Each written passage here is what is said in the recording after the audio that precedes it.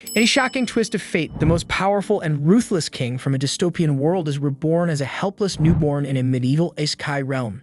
The moment he opens his eyes as a newborn, he finds a man and woman smiling down at him like proud parents. They're staring at him with love in their eyes, saying how he looks like both of them, and celebrating the arrival of their newest family member. The father, Reynolds, decides to name him Arthur and immediately tries to get the baby to call him Papa. The mother, Alice, laughs and says he's still way too young for that. While the two of them goof around with their new child, Arthur is just lying there confused. He has no clue who these freaking people are or why they're acting like they're his damn parents. If they're telling the truth, then that means he died in his old life and somehow got reborn with memories intact. Gazing up at the starry night sky, Arthur can hardly believe that after his countless victories and ruthless world domination, the Supreme Being has reduced him to a feeble infant. It's humiliating, and the worst part, he has to burp like a baby now, and the secondhand embarrassment is unreal. It's not that he hates this new life. His parents are caring and they seem genuinely happy to have him, but that doesn't change how uncomfortable he feels. Diapers are annoying, and there's always this nagging fear that someone might try to hurt him while he's helpless, so the only thing he can do to stay on guard is to clench his tiny fist. Reynolds sees this and smiles, thinking it's adorable.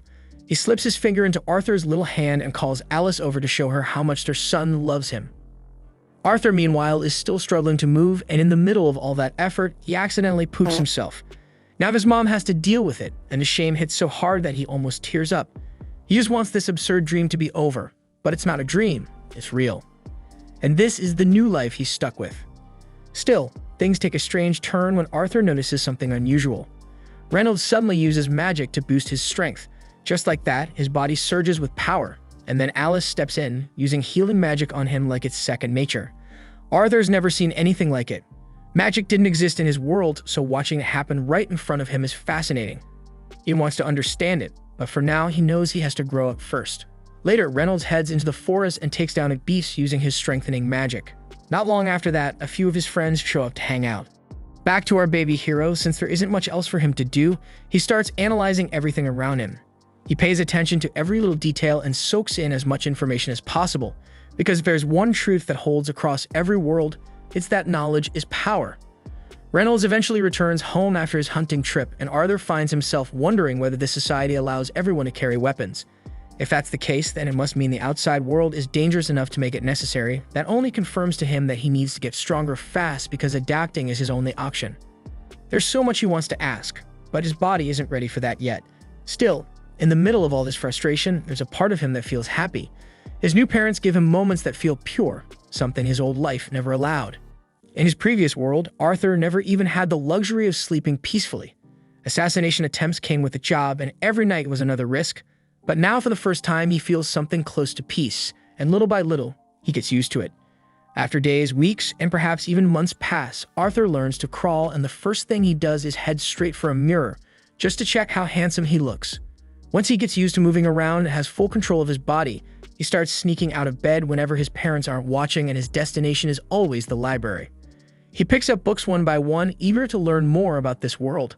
That's how he finds out that the continent he was born into is called Dicethan. Dicethan is made up of 3 kingdoms: the Darv Kingdom, where the dwarves live, the Eleanor Kingdom, hidden deep within a forest and ruled by elves, and finally the Sapin Kingdom, where humans reside, including Arthur himself. Although Arthur's nation is a monarchy, its throne is inherited, unlike his previous world where power could be seized by killing the reigning king. Once he's got the basics down, Arthur shifts his focus. He wants to understand magic, so in a surprisingly cute way, he reaches up and pulls a book on the subject from the shelf. The further he reads, the more he starts comparing this world to his old one. His past life was more advanced, more industrial. This one is simpler, but the presence of magic, or as this world calls it, mana, changes everything. According to the book, mana isn't something just anyone can use. It's passed down through generations and only appears in about 1 out of every 100 people. There are only 2 main forms: augmenting, which enhances the body with mana, and conjuring, which enables one to project and manipulate energy in endless ways. While reading, Arthur recalls the healing magic his mother used earlier, and it clicks. She's clearly a conjurer. According to the book, everyone with mana has a mana core, and most spellcasters only learn to tap into it around puberty. Once they master that, they can become full-fledged mages. Arthur thinks it sounds an awful lot like the concept of Kai, something he knew well in his past life. Yet he remains skeptical about whether this arcane knowledge will serve as an effective weapon for him. Still, he decides to try, so he focuses and channels whatever remnants of his kag he thinks he still has, and just as he starts feeling something shift, Alice swoops in out of nowhere, picks him up like the precious baby she believes he is, and takes a good look at him. At first, Arthur panics, thinking she's caught on to what he was trying to do. But no, it's worse because she announces that he's pooped himself, and the stench confirms it. As Alice takes him to get cleaned up, Arthur lies there in silent agony. He's sick of being trapped in this weak body, and the humiliation is endless. He squares to himself again that he needs to gain power and fast. Later, Alice spends some quiet time journaling his milestones. She's genuinely proud of how quickly he's developing, but one thing still bothers her. He hasn't smiled, not even once. And that thought hits her harder than she expected. She looks out the window, eyes landing on Reynolds outside, swinging a wooden sword with Arthur in his tiny hands. Reynolds calls out to her, beaming as he brags about Arthur's progress. But instead of being impressed, Alice is pissed. She storms outside and scolds him loudly, saying it's way too soon for their son to be handling weapons. Reynolds tries to explain, but it's no use. Alice doesn't want her baby playing soldier just yet. In contrast, Arthur absorbs every detail of the scene, using his parents' interactions as a framework to comprehend the complexities of marriage, though he begins to wonder if perhaps in this strange new world, women might be the ones really in charge. Later that day, Alice takes Arthur to the market and everything there blows his tiny mind. Every corner, every sound, every item feels like a brand new piece of information, especially when half this stuff didn't even exist in his old world. He even gets to witness magic being used up close, and that alone makes the whole trip worth it. Then on the way home, as sleep gradually overtakes him, Arthur reflects on how much his family has supported him. They finally make it back home, and Alice carries Arthur straight to his room. On the way, she talks softly about how proud she is whenever he sneaks out of bed just to read, or how curious he gets every time they go to the market. She's convinced he inherited those traits from Reynolds, and she chuckles to herself, saying he might grow up and run off to explore the world. But deep down, she hopes he gets to live a quieter, safer life. That evening, Arthur sits nearby and watches Reynolds practice magic in the yard. At first, he's excited, thinking he finally has someone to learn from firsthand. He watches as Reynolds lifts a few small rocks with his magic, and that makes Arthur change his mind, but before the disappointment sets in too deep, Alice shows up behind him and assures him Reynolds is just warming up. She tells him to keep watching, and sure enough, Reynolds amps up his mana and starts pulling off some serious moves. Watching all this, Arthur quickly figures out that his father is an augmenter, someone who uses mana to enhance his physical strength and skills. That gets him fired up, and he starts imagining all the cool tricks he could pull off once he gets his own mana core. But just as he's getting into the fantasy, Alice scoops him up and tells him it's bedtime. On the way to his room, he spots a book on the shelf and immediately starts pointing at it, whining for her to let him read. She tries to resist, but after a few seconds of watching his adorable face light up, she gives in and lets him read it for a bit. As he flips through the pages, he reminds himself of everything he's learned so far, every little step that might help him form his own mana core. He closes his eyes and starts drawing mana from every part of his body toward a single point. He works diligently, and just when his parents assume he has already fallen asleep, a loud explosion rocks the house. Without hesitation, Reynolds throws himself over Alice and takes the blast across his back. Burned and dazed, he quickly checks that she's okay, and when she nods, they both remember Arthur. They run inside, and what they see nearly stops their hearts because Arthur is floating in midair, and he is calmly descending like it's nothing. In that heart-stopping moment, the roof above begins to crumble, and being just a child, Arthur is unable to dodge in time, yet his parents leap into action, shielding him from what could have been a fatal collapse. Overcome with relief and emotion, all three burst into tears, and for the first time, Arthur feels the warm, unyielding love and protection of his parents, a stark contrast to the cold loneliness of his past life, and that realization moves him to tears for the first time. We then flash back to Arthur's former life, when he ruled as King Grey. At the time, a royal servant had been caught trying to take his life. According to the law, the man should have been executed on the spot, but the king's council instead chose to exile the traitor and his entire family back to their homeland. The traitor knows full well they face something far worse than death once they arrived, so he gets panicked and desperate and dropped to his knees and begged Grey to show mercy and spare his wife and daughter. But Grey, without even a word, killed them right in front of him. It wasn't revenge. It was a twisted act of mercy because he knew death by his hand would be quicker than whatever hell awaited them where they were going. And somehow, the assassin, broken and hollow, genuinely thanked Grey for it. Now in his new life, Arthur has just turned 4. He's spending time with his father Ray, who gives him a pair of combat gloves, exact replicas of his own. But Arthur politely turns them down, saying he'll stick with his wooden sword for now, because he thinks that with his small frame, the gloves would shorten his range and make it harder for him to fight properly. Rei doesn't push it, and instead he smiles and steps into the regular sparring match. But today turns out to be different. In the middle of the fight, Arthur surprises Rei by imbuing his sword with mana, something he's never shown before. And with that sudden enhancement, he easily disarms his father. It's the first time Arthur has ever beaten him, and Rei is left frozen, stunned by how fast his son is advancing. Later that evening at dinner, Rei brings up the idea of hiring a proper instructor for Arthur. He's realized that his own training won't be enough anymore. But Alice is immediately against it because she knows hiring a tutor means sending their son away to the city all alone at just 4 years old. Rei stays firm, pointing out that Arthur can now use magic to enhance physical objects, and that kind of talent can't go untrained. The conversation quickly turns into a heated back and forth, both parents standing their ground. To stop the argument, Arthur jumps in with a compromise, and he suggests they all move to the city together. That way, Rei gets to give him the education he needs, and Alice doesn't have to be separated from her son. It's a perfect solution, and both parents agree on the spot, so they immediately start packing for their new life in the city. In a few days, Rei's old adventurer crew, the Twin Horns, arrive personally to escort Arthur and his family to the city. Arthur politely introduces himself to the group, so their leader Adam introduces himself and tells him that they've already met before, though he doubts a little kid like Arthur would remember. But Arthur remembers every detail because it was the day he accidentally blew up their house. The Twin Horns then came to help rebuild everything, and Arthur overheard the whole conversation, learning that his mom and dad were once members of this very party before they settled down. Once Adam finishes talking, Angela sweeps in and pulls Arthur into a bone-crushing hug, nearly squeezing the life out of him. Durden, the party's tank, notices the kid silently panicking and gently pulls him away from her grip. That's when Arthur catches sight of someone watching him from the roof of the carriage, a quiet girl with an unreadable expression. Her name is Jasmine, and she doesn't say a word, just keeps staring at him. Arthur, for a moment, gets completely lost in her eyes until Helen strolls over, shakes his hand with a bright smile, and introduces both herself and Jasmine on her behalf. Then, with the introductions over, the group sets off on their journey to Xera City.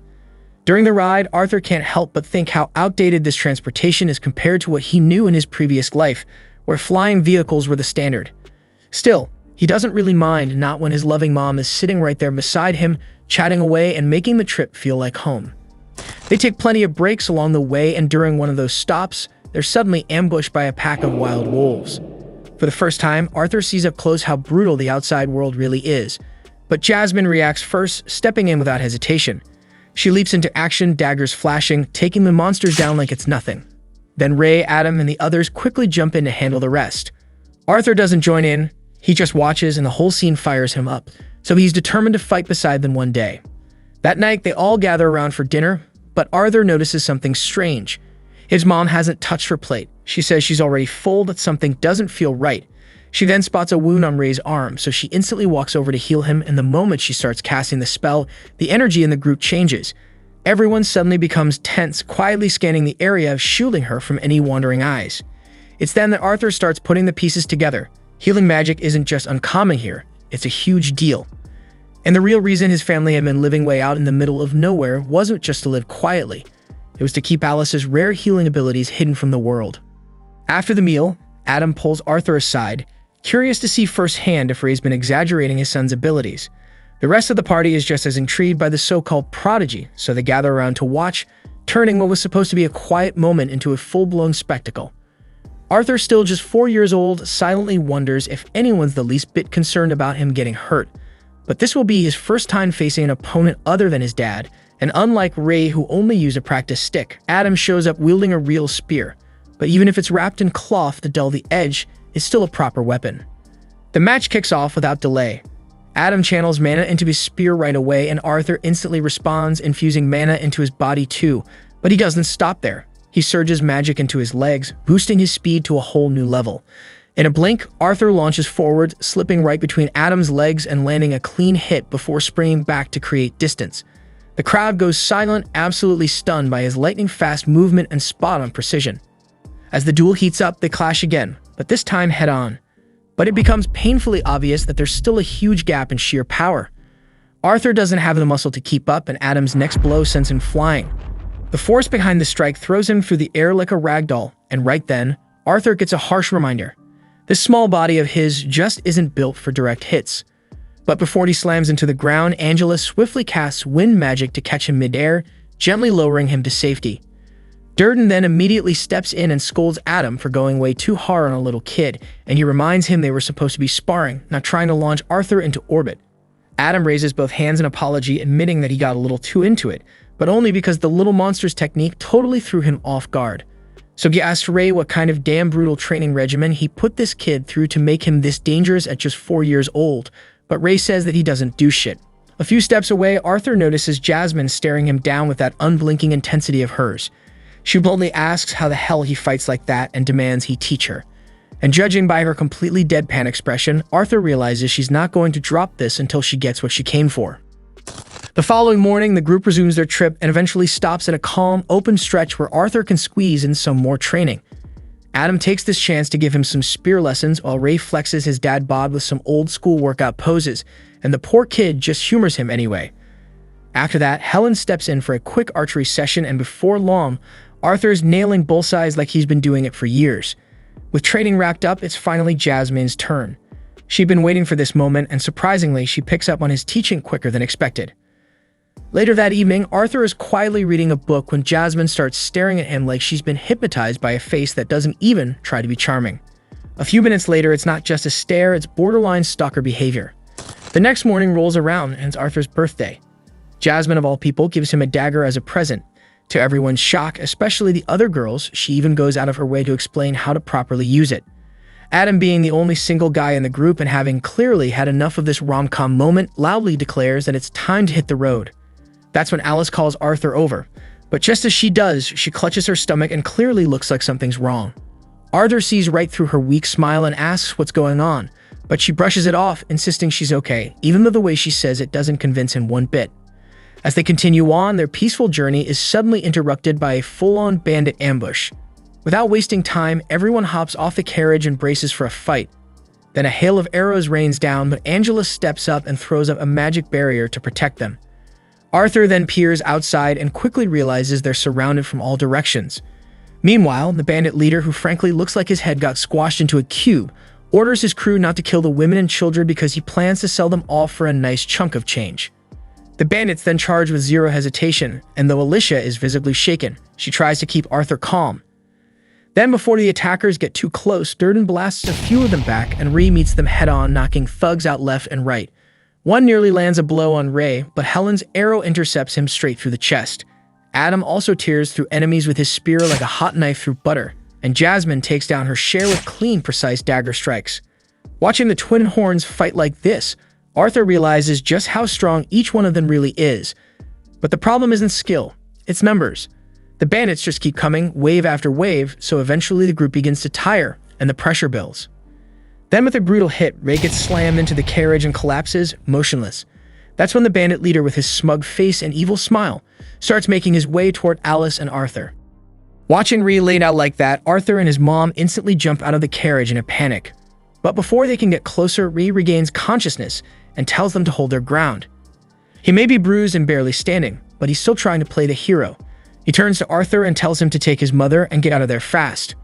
Of course, Arthur, being the stubborn little guy he is, insists on staying and fighting alongside them. But Ray cuts him off and finally says the words that stop him cold: Alice is pregnant. That one sentence answers every question Arthur had about her recent weakness, and suddenly everything clicks. With no time to waste, Ray looks him in the eye and says he trusts Arthur to protect both his mother and his little brother she's carrying. So Arthur snaps into gear, grabs Alicia's hand, and takes off raining like hell. Behind them, the bandit boss, loudmouth and still full of fight, shouts at his crew to stop them. But just as they're about to catch up, Ray charges into the fray, giving Arthur and Alice the seconds they need. At the same time, just as it looks like Arthur and Alice might be caught, knives fly through the air, and it was Jasmine and Adam who stepped in to clear the path like pros. In moments, the whole Twin Horns crew is locked in battle again, holding off the attackers while Arthur and his mother escape. As they flee, Arthur thinks back on the life he once had, the life of a man who had taken countless lives without flinching. And now here he is, terrified of losing someone he actually cares about. The irony of it twists in his chest, so he clenches his fists, but there's nothing his tiny body can do but keep running like hell.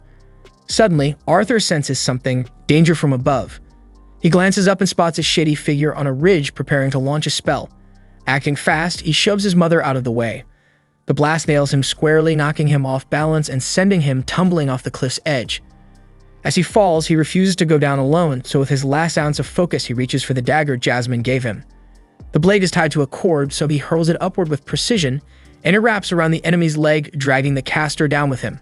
Meanwhile, Durden and Angela try to save Arthur using their magic, but he's already too far out of range. As he plummets, Arthur reflects on everything. Then he looks up at his mother, her arms outstretched, reaching for him like she could somehow pull him back. Her eyes fill with panic, her face streaked with tears, because the idea of losing her son makes her heart break. But Arthur otherwise is glad that he could protect his mom, even if it cost him everything.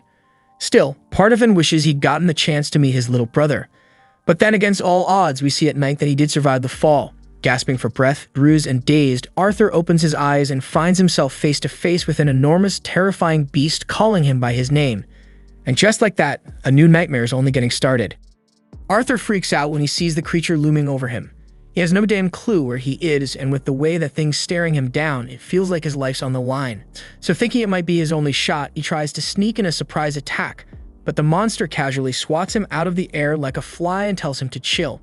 Says it's not some evil beast and just wants to be friends. But let's be real, last time a stranger pulled the let's be friends card, someone ended up in the back of a van. So let's just say Arthur's trust levels aren't exactly high. Anyway, the kid's still a mess because his body's beaten up bad and he's not getting better unless he eats something. So the creature casually plucks a bunch of fruit growing from the cave walls and tells him to eat up, but he hesitated. Wall fruit didn't exactly scream safe to eat, and he was already suspicious. So Arthur tried to get up and talk his way out of the situation, but the second he moved, a sharp snap echoed from his body. So he collapsed back to the ground, overwhelmed with pain, and just started crying. The monster just sighs and tells him to quit whining. Honestly, it's a miracle he even survived that mountain drop. Arthur wanted to ask questions, but the creature made it clear it wasn't answering anything until he ate. So with no better option, Arthur grabs one of the fruits and takes a bite, and to his surprise, it was actually pretty good, that he wolfing down handfuls like they were candy. And once he's full, he turned back to the creature and asked if it knew anything about his parents or what happened after the attack. The creature explained that it couldn't leave the cave, but it had a special ability to observe the outside world. To prove it, it projected a screen in front of Arthur showing him that his parents had defeated the bandits and left several days ago. So Arthur's eyes welled up again, but this time from relief that his parents were alive. He thanks the creature for showing him, and since he was going to be stuck here recovering for a while, he decided to stop being so hostile.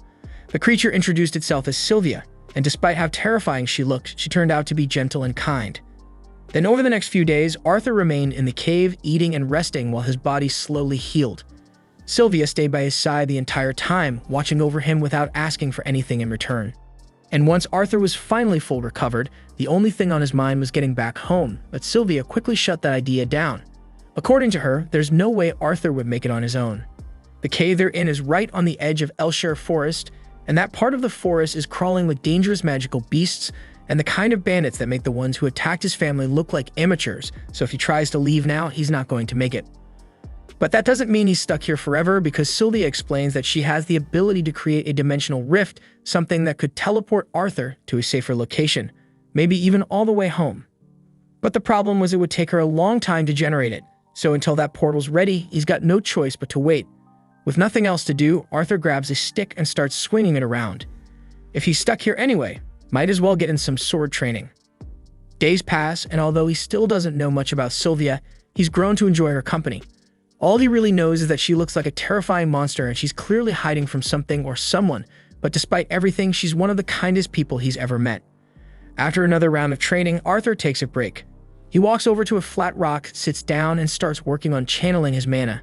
Sylvia watched for a while, quietly impressed.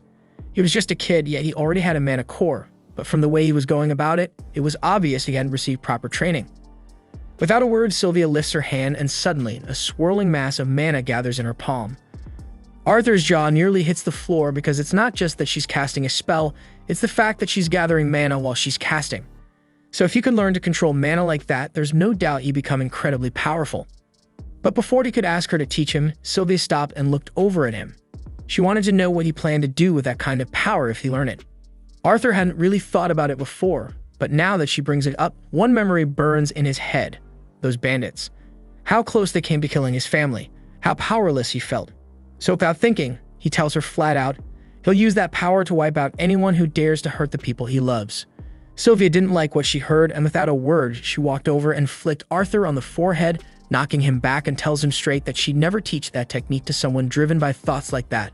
Arthur sat there, holding his head, still not understanding what the problem was, because to him, after what happened to his family, wanting to protect them by any means felt right.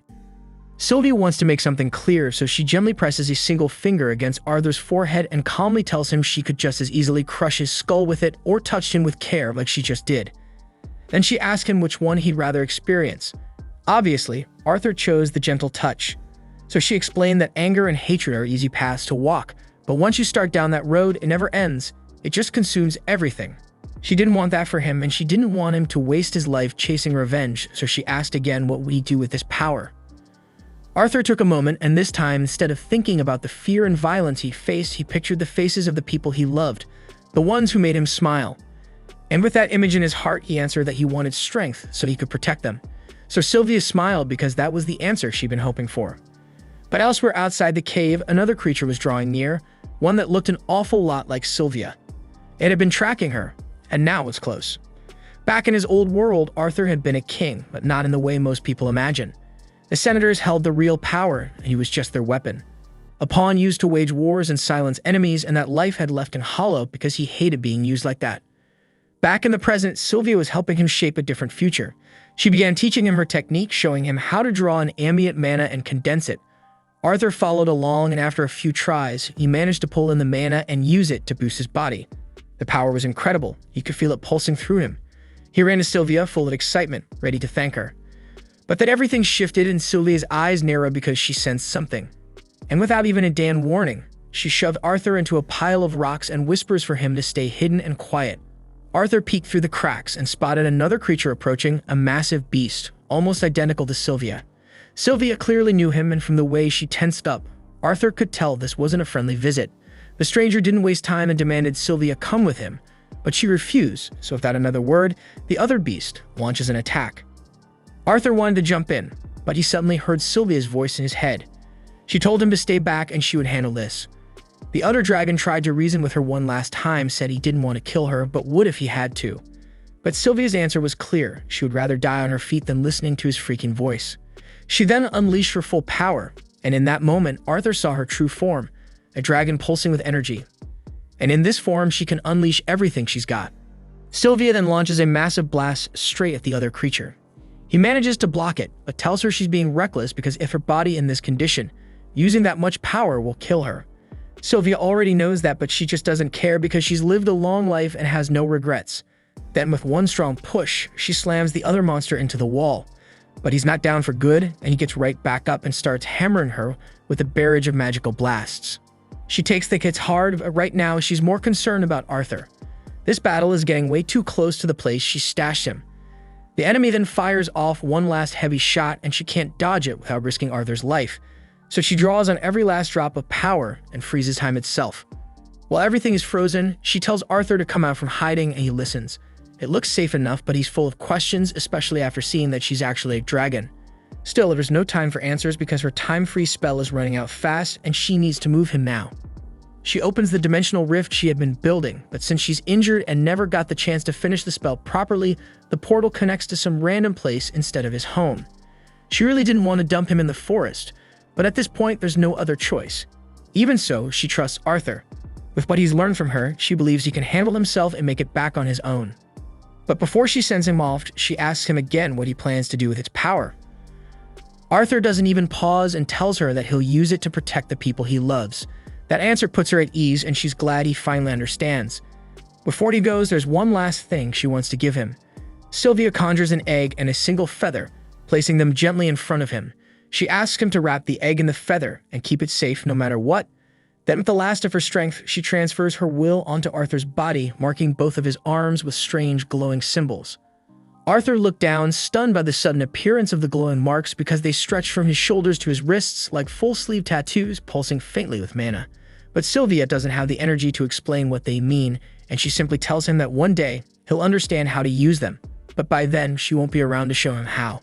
Sylvia also apologizes to Arthur because the truth is she could have sent him back to his family the moment he showed up, but she was just enjoying his company so much that she didn't want to let him go. And now, because of that selfish choice, she ended up putting him in danger. Arthur feels awful because he knows there's nothing he can do to save Sylvia from dying here even after everything she taught him.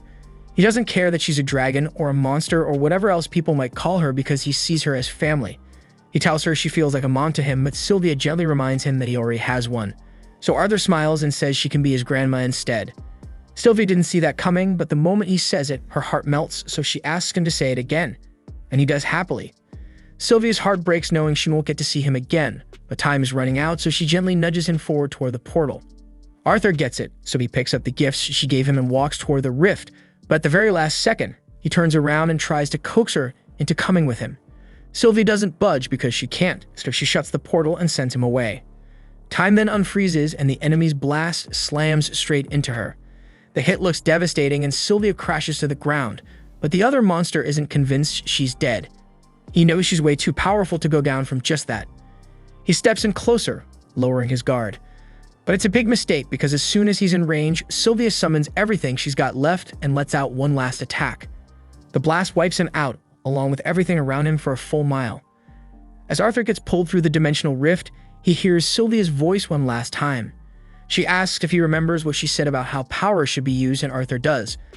But his heart is heavy, so Sylvia tells him the world's a sad place, and stuff like this is going to happen. But that's exactly why he needs to change it. Arthur protests because there's no way he could ever pull that off, but Sylvia isn't expecting him to change the world overnight. One step at a time, that's all it takes. Besides, this isn't his first time shaping a world, and she knows who he used to be. Sylvia is aware of his past life as a king, and while she didn't agree with how he ruled back then, she believes that as long as he doesn't lose himself to hate, Arthur can become the kind of king this world actually needs. Then a little while later, Arthur wakes up on the ground dazed and aching, but one thought is burned into his soul. He's going to keep his promise to her. But first he's got to figure out how to get out of this damn forest. But suddenly, he hears something move behind him. And then he hears a blood-curdling scream echoing from across the woods, and it sounds like a little girl. So without hesitation, he channels mana into his legs and bolts toward the noise. He leaps up into a tall tree for a better view, and from there he spots a group of bandits dragging a young elf girl. She tried to escape, but they already got her, and one of them has his hand clamped over her mouth to shut her up. And since she's an elf, they're planning to sell her on the black market for a huge profit once they leave the forest, so they tie her up and toss her into the back of their carriage like cargo. Watching all this shit, Arthur is hit with flashbacks, memories of the moment he and his family were attacked by bandits too.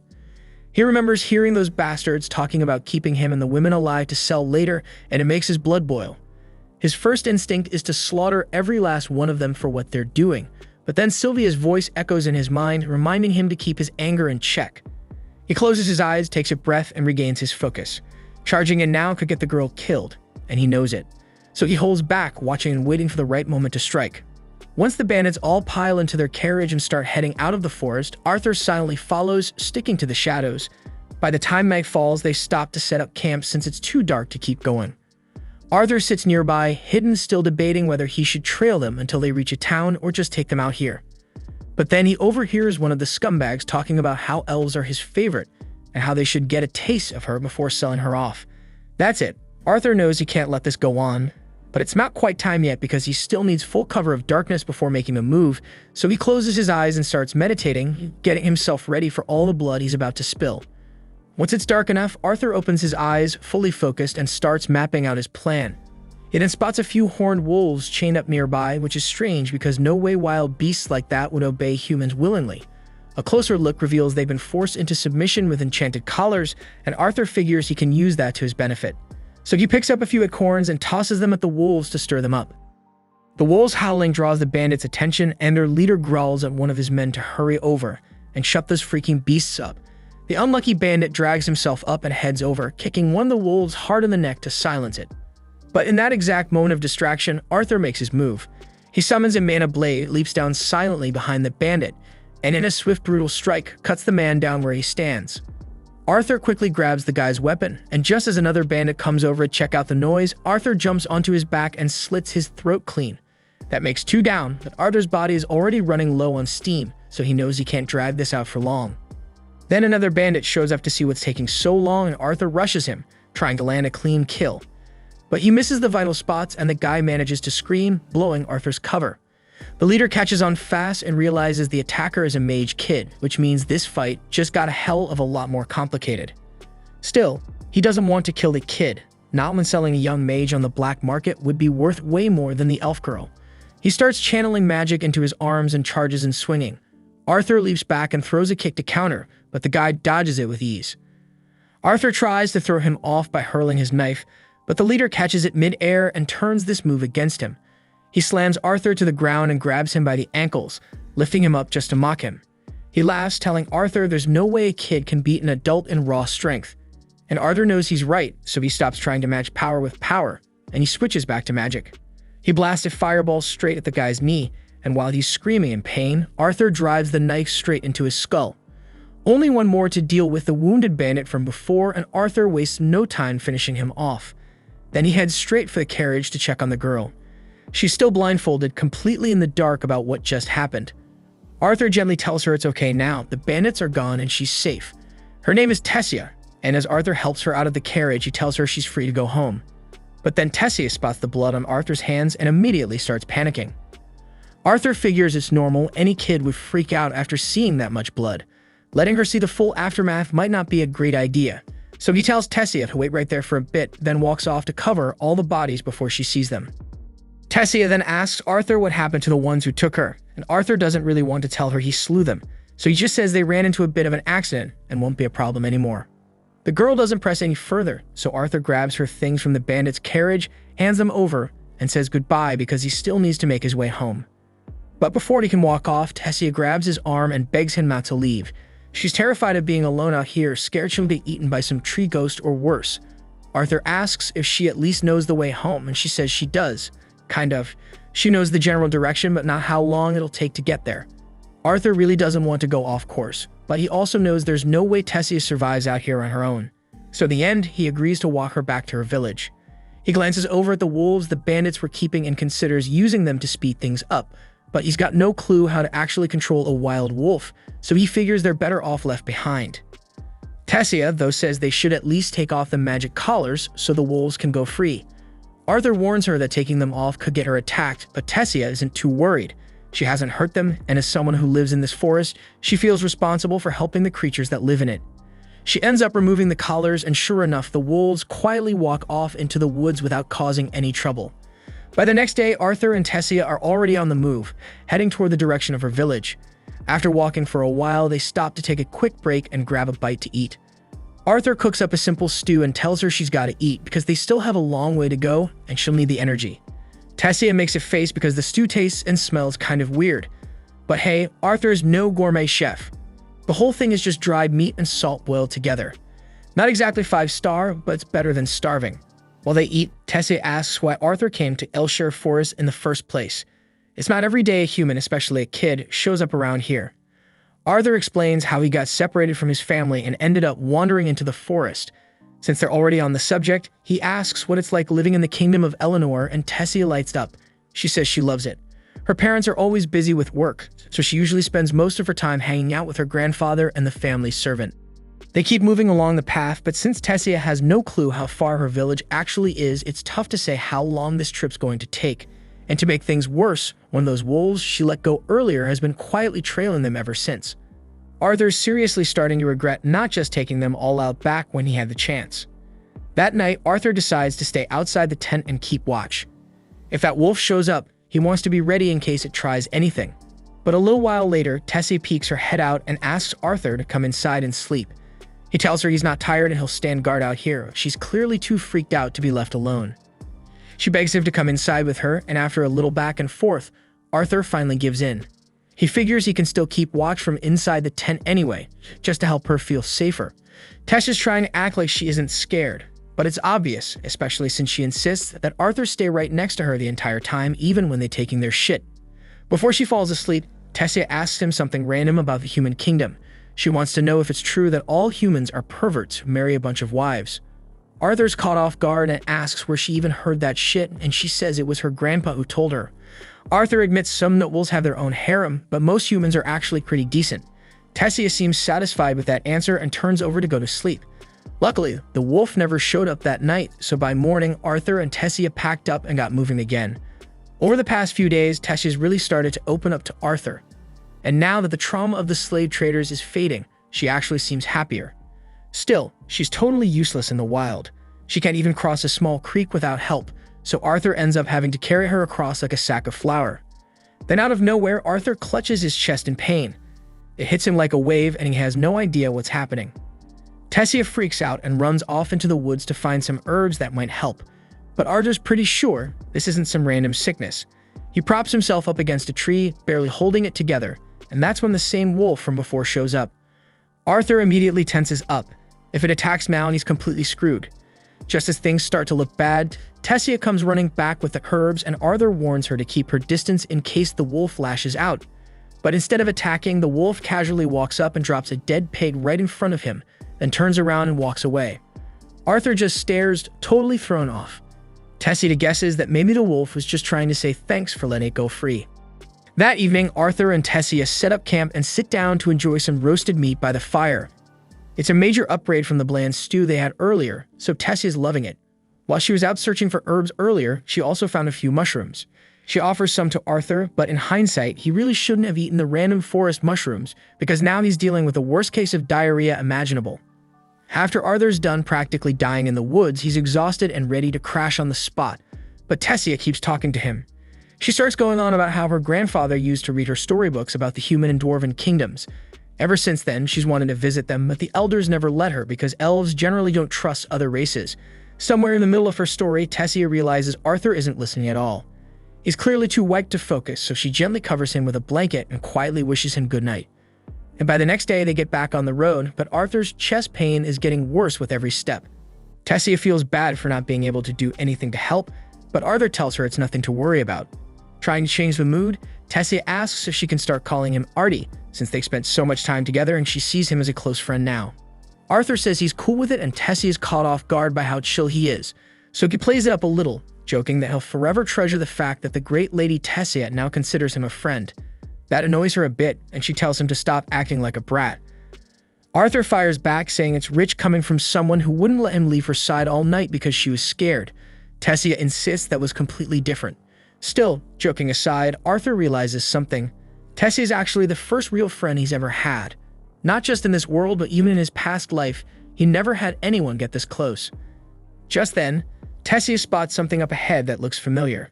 She calls Arthur over to take a look. He walks over expecting her to show him a cool stick or some weird rock, but instead he finds himself standing in front of a massive tree with a glowing portal embedded right in the trunk. Tessia turns to him, says this is the entrance to her village, and reaches out her hand, asking Arthur to come with her inside. Regrettably, the elves still harbor deep resentment toward humans, so the moment Arthur crosses into the elven village, he's instantly surrounded and held at sword point. He turns to Tessia, hoping she'll speak up for him since she could easily clear things up, but to his surprise, Tessia just stares at him coldly, staying completely silent. Seeing that shit, Arthur's heart sinks because he immediately assumes Tessia lured him into a trap to get him killed, and he mentally kicks himself for trusting anyone again. After all, he's already endured betrayal after betrayal in his past life, so why did he expect this to be any damn different? The guards get ready to behead him while Tessia watches in silence, but she wasn't behind any of this. For some reason, she just didn't speak up earlier, but once she overhears the guards saying they're going to kill Arthur, she finally steps forward and tells them to stop. One of the guards warns her, insisting that this human boy is dangerous, but Tessia firmly states that Arthur isn't dangerous at all. In fact, he's the sole reason she was able to make it home alive. Tessia's words should have been enough to make the guard rethink his actions, but instead, he accuses Arthur of brainwashing Tessia into believing he's trustworthy, so he still plans to kill him anyway. But before the guard can carry out the order, an older man appeared from a magical light and commands them to release Arthur. This man is Tessia's grandfather and the former ruler of the elven tribe, and his name is Virion. Thankfully, he's much more level-headed, and he chooses to believe Tessia's account of what happened. He even offers Arthur an apology for how they treated him after everything he did to help Tessia. But from their perspective, it was suspicious that the missing princess returned home with an unknown human kid. Arthur's relieved to hear he won't be executed, but he's also shocked to learn that Tessia is royalty because she never mentioned it once during their entire journey. They spent days traveling together, yet she apparently didn't think it was worth bringing up. Right then, Tessia's mother and father appear, having been informed that their daughter had returned safely. Tessia runs into their arms, overjoyed to see them again. And if Tessia is a princess, that means her parents are the king and queen of Eleanor. But unlike Virion, they're not as forgiving because the moment Tessia's father lays eyes on Arthur, he demands an explanation for why a nasty human has set foot in their kingdom. So he immediately orders the guards to seize Arthur and execute him without delay. However, no one moves a muscle. Tessia's father may be the reigning king, but Virion already told the guards to leave Arthur alone, and nobody dares defy Virion. Virion then steps forward and informs the king that Arthur is the boy who rescued Tessia and escorted her home safely, so they can't treat him like a common criminal. Tessia also demands that Arthur be welcomed into their palace as an honored guest, but her father hesitates since allowing a human to enter the elf kingdom, let alone the royal castle, is strictly forbidden by tradition. But rather than endure a tantrum from Tessia, he reluctantly agrees to grant Arthur the respect of a proper welcome. Now that the misunderstanding has been cleared up, everyone prepares to return to the castle. But before they leave, Virion quietly tells Arthur that he wants to speak with him later in private. Arthur feels a bit cautious around Virion, sensing just how powerful the old man truly is, but he doesn't have much time to dwell on it because Tessia grabs his arm and excitedly pulls him along to show him around. It's Arthur's first time setting foot in the Elven Kingdom, and he's completely captivated by how different everything looks compared to the human lands. But the deep prejudice against humans is still painfully obvious because every elf they pass stops what they're doing to stare at Arthur as he walks alongside Tessia toward the palace. Still, no one dares say anything offensive, since Arthur has officially been declared a royal guest. Tessia is the only one treating him warmly, but in the back of his mind, Arthur keeps wondering why she waited so damn long to speak up when the guards were about to execute him. Suddenly, the sharp pain in Arthur's chest returns, worse than before, but he still doesn't understand what's causing it. Once they arrive at the castle, Tessia is welcomed by her attendants, and she orders them to look after Arthur with kindness and respect, regardless of his human status. With that settled, she turns to Arthur and asks if he'd like to come play with her. But Arthur tells her he first needs to speak with her parents because he figures they'll want to hear exactly what happened to Tessia and how they managed to get back home. They all then make their way to the audience chamber, with Tessia tagging along since she refuses to be left out. And since they're about to have a serious conversation, Tessia suggests bringing in some treats to enjoy while they talk. It feels more like a casual tea gathering now, but there are still important matters to discuss. Tessia's father then takes the opportunity to formally introduce himself. His name is Alduin, the reigning king of Eleanor, and his wife's name is Muriel, and his father is Virion. Arthur then presents himself modestly as a simple boy hailing from a humble village in the kingdom of Sapin, fully acknowledging that someone like him, a human, would typically never be granted permission to enter Eleanor, much less stand before the royal family, so he expresses his deep gratitude for their hospitality. Alduin raises his eyebrows, impressed that Arthur speaks with such maturity despite his young age, but more critically, he demands a thorough explanation of what transpired with Tessia and how she ended up missing. Arthur proceeds to recount the entire ordeal, describing how he became separated from his family during a raid by bandits and ultimately found himself lost within the elven forest, though he deliberately omits his encounter with Sylvia inside the cave. He continues explaining the moment he crossed paths with Tessia, clarifying that he stumbled upon her as she was being abducted by slave traffickers. Alduin's face twists in fury at the revelation that humans dared attempt to sell Tessia into slavery, but Arthur calmly points out that elves too have participated in the slave trade, so it isn't a crime exclusive to humans. Setting that aside, Virion turns to Arthur, asking how exactly he managed to free Tessia from the slave traders, and Arthur simply explains that he eliminated them all. At this, one of the guards erupts in disbelief, shouting that there's no conceivable way a mere child could have taken down slave traders alone, but Virion swiftly silences him, warning him to hold his tongue unless he wishes to forfeit his position. Arthur shows no signs of deceit, leading Alduin to reluctantly state that he believes him. Now that everyone is clear on the events, Arthur takes the opportunity to present a request. As he already mentioned, he ended up stranded in the forest after the bandit attack, so he politely asks if they would assist him in returning home. Alduin clenches his jaw in outrage at the boldness of a human asking the elven royal family for a favor, but considering Arthur went out of his way to escort Tessia safely home, it's only right they repay his kindness. Furthermore, if Alduin refuses, he'll inevitably have to face Tessia's inevitable tantrum, something he's not eager to endure. Eventually, he sighs and agrees to help Arthur, but explains that the teleportation gate leading back to Sapin is sealed and can only be activated once every 7 years during the summit of the 3 tribal leaders. Since the last summit took place 2 years ago, Arthur will have to wait an additional 5 years before the portal becomes usable again. Arthur isn't keen on waiting that long, and Alduin equally dislikes the idea of having a damned human remain in Eleanor for 5 entire years, so he states that he'll arrange for a squad of guards to escort Arthur back to Sepin. He wants Arthur gone as soon as possible, but since it's already quite late, he allows Arthur to stay the night in the castle and depart the following morning. Arthur expresses his gratitude to Alduin for agreeing to help him return home, though the ache in his chest is intensifying and Virion quietly takes note of Arthur's condition. A short time later, Arthur's room is prepared inside the castle. He finds himself soaking in a bath, yet the throbbing in his chest keeps worsening, leaving him anxious that something serious is happening to him. After finishing his bath, he steps out onto the balcony to breathe in some fresh air, hoping it might ease the discomfort. The cool air offers a bit of relief, but he knows he needs to get to the bottom of this pain before it escalates into something dangerous.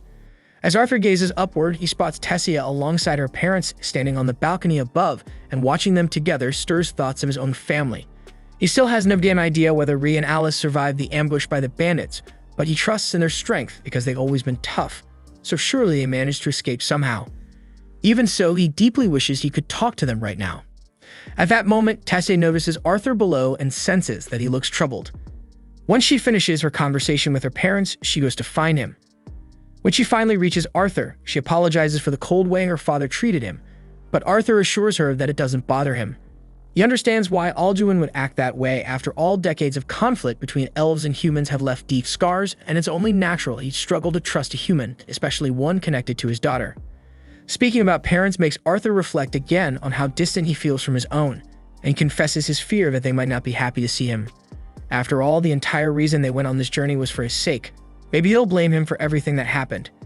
He also holds himself responsible for failing to protect them during the bandit attack and for getting separated. But before he can spiral deeper into guilt, Tessia grabs his face and shakes his head gently. She doesn't know much about Arthur's parents, but if they're anything like hers, she's sure they'll be overjoyed to see Arthur again when he finally makes it home.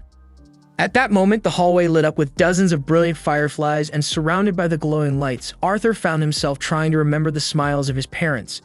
Ever since he had been reborn into this world, they had never once given him any reason to feel unloved. So why was he suddenly afraid that they'd despise him after everything that had happened? He had allowed the scars from his past life to cloud his thinking and fill him with doubt for quite some time now, and he had even gone so far as to suspect Tessia might betray him earlier, but looking at her now, all he could see was a pure-hearted girl who would never harm her friend. Suddenly, Arthur sensed something flying straight toward Tessia, so he caught it instantly and powered up his mana, ready to strike at whoever had attacked her. But to his astonishment, the one who had launched the attack was none other than Virion. Arthur couldn't believe Virion would stoop so low as to attempt to harm his own granddaughter, but Virion calmly explained that he'd never intended any harm to come to Tessia, because the objects he had thrown were nothing more than a few fireflies. Harmless even if they made contact. Still, he admitted he was impressed by Arthur's lightning-fast reaction and counterattack. Virion's reason for pulling this stunt was simply to test if Arthur had truly possessed the strength he claimed to have used to defeat the slave traders, and it was clear now that Arthur had been completely honest. Tessia then hurried over and pleaded with Virion to stop teasing Arthur, but that wasn't the real reason he'd come here. He had noticed something peculiar about Arthur earlier, and he wanted to test it out with a friendly duel to gauge Arthur's true abilities. Virion then conjured a sword for Arthur using magic and gently lifted Tessia out of harm's way so she wouldn't get injured. Arthur accepted the challenge, sprinted forward, and swung his blade at Virion, but Virion was simply too quick. Even after Arthur infused his steps with mana to enhance his speed, he still couldn't catch up to Virion. Just when Arthur thought he finally spotted an opening, Virion shattered his sword effortlessly with the palm of his hand. A fragment of the broken weapon flew straight toward Tessia, so Arthur threw the remains of his blade to intercept it, shielding her. Arthur then charged at Virion wielding nothing but pure mana, yet Virion met him with his own aura. Virion's power was vastly superior, leaving Arthur little hope of winning, but Arthur wasn't the type to surrender. Even after being knocked back by Virion's force, Arthur surged forward again and managed to land a clean strike right on Virion's forehead. It didn't inflict any real harm, but Virion was genuinely impressed that Arthur had managed to slip through his guard and land a blow. Virion was eager for another bout, but suddenly Tessia pinched him on the ass and scolded him for picking on Arthur. Arthur assured her that it was alright, admitting he actually felt privileged that someone as formidable as Virion deemed him worthy of a spar. While they were still on the subject, Virion revealed that he wanted to formally take Arthur on as his pupil. Arthur was stunned and asked if Virion was being serious, But Virion wasn't one to make jokes about such things. He directly asked Arthur whether he'd accept the offer. Arthur hesitated, uncertain what to say, especially since he hadn't yet found a way to let his parents know he was alive. Virion told him if that was his only concern, he knew a method Arthur could use to speak to his parents right away. Arthur was intrigued, but before he could respond, a sharp pain pierced his chest again, and Virion seemed to understand the cause. He explained that Arthur had inherited a beast's will, and unless he agreed to become Virion's apprentice, that beast's power would eventually claim his life. After getting hit with such brutal news, Arthur tried going to bed, but sleep just wasn't coming. The stress of being away from his family, stacked on top of the very real chance that he could die soon, twisted into a full-blown nightmare. He found himself trapped in sleep paralysis, haunted by some dark, demonic presence that wouldn't leave him alone. Suddenly, he heard someone calling his name. His eyes shot open, and there was Tessia sitting right on top of him. She'd been trying to wake him up for a while, but he kept mumbling nonsense about monsters, and now she was getting seriously annoyed. She told him to snap out of it and hurry the hell up, because Virion was already waiting for him outside, so Arthur sat up and started changing clothes. While he was getting dressed, Tessia asked if he was really planning to stick around and become her grandfather's disciple, but Arthur wasn't sure yet. It all depended on whether Virion could actually help him get in contact with his family. As far as Arthur was concerned, if he could just hear his parents' voices and let them know he was okay, that would be enough. Once he was ready, he and Tessia headed downstairs together, but the moment they opened the doors, they were greeted by the sound of Virion and Alduin locked in a heated argument, because Alduin was completely against the idea of Arthur staying in the Elf Kingdom. Letting Virion take him in as a disciple would be a direct violation of centuries of elven tradition, but Virion didn't give a damn. He liked Arthur, and he'd already made up his mind. He was taking the kid under his wing, no matter what anyone said. Tessia tried to step in and defend Arthur, but Alduin immediately shut her down. He knew she wanted Arthur to stay, and he wasn't interested in hearing her opinion. Funny enough, Virion didn't want to hear Alduin's either. He waved them both off and told Arthur and Tessia to hop in the carriage because they had somewhere to be. The ride to meet Virion's mysterious friend dragged on for so long that Tessia ended up dozing off next to Arthur. At some point, Arthur turned to Virion and asked how much longer the trip would take, but this time he called him Grandpa. That caught Virion off guard, and he chuckled at how quickly Arthur had dropped the formal tone. Still, if things played out the way he hoped and Arthur did end up living here under his guidance, then yeah, he'd basically be family anyway. Virion didn't mind the casual talk. In fact, it made him happy. Tessia had always been alone. As the only child and the next in line for the throne, most of the other kids stayed away from her. The few who did get close always ended up stabbing her in the back, and because of that, she had trouble trusting anyone. But with Arthur, she was different. Whenever they were together, she looked genuinely happy, and for that, Virion was deeply grateful. Arthur too had his own share of trust issues, but when he looked at Virion, all he saw was a warm, genuine old man, someone who felt more like a real grandfather than most blood relatives ever could. For once, he felt like he could actually trust someone. Eventually, the carriage pulled up to their destination, so Arthur gently woke Tessia, and the three of them stepped out. Arthur was itching with curiosity because whoever this mysterious person was, they had to be a big deal after all. It's not every day someone like Virion goes out of his way to visit anyone. Without wasting time, Virion stomped up to the door and started banging on it like he was trying to knock it off its hinges, yelling at Rinia to come out already. When he leaned in to check if anyone was coming, the door smacked him square in the face.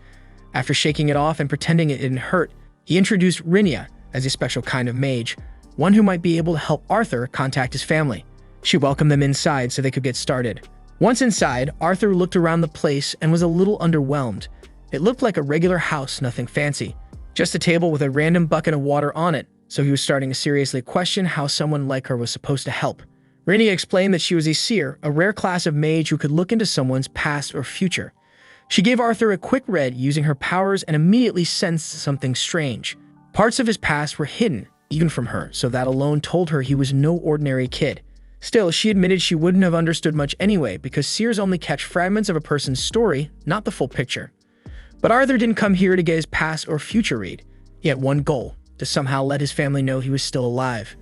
Rinia pushed the bucket of water toward him and told him to focus on his parents, really visualize them in detail. She began channeling her power, and within seconds, Arthur started seeing images clear as day of his mom and dad. Alice was in the kitchen, finishing up a pot of stew for dinner. It looked like way too much food for just the two of them. Ray loved that stew, but neither of them could bring themselves to enjoy it anymore, not without Arthur there. For all he knew, he had died the moment he fell off that cliff.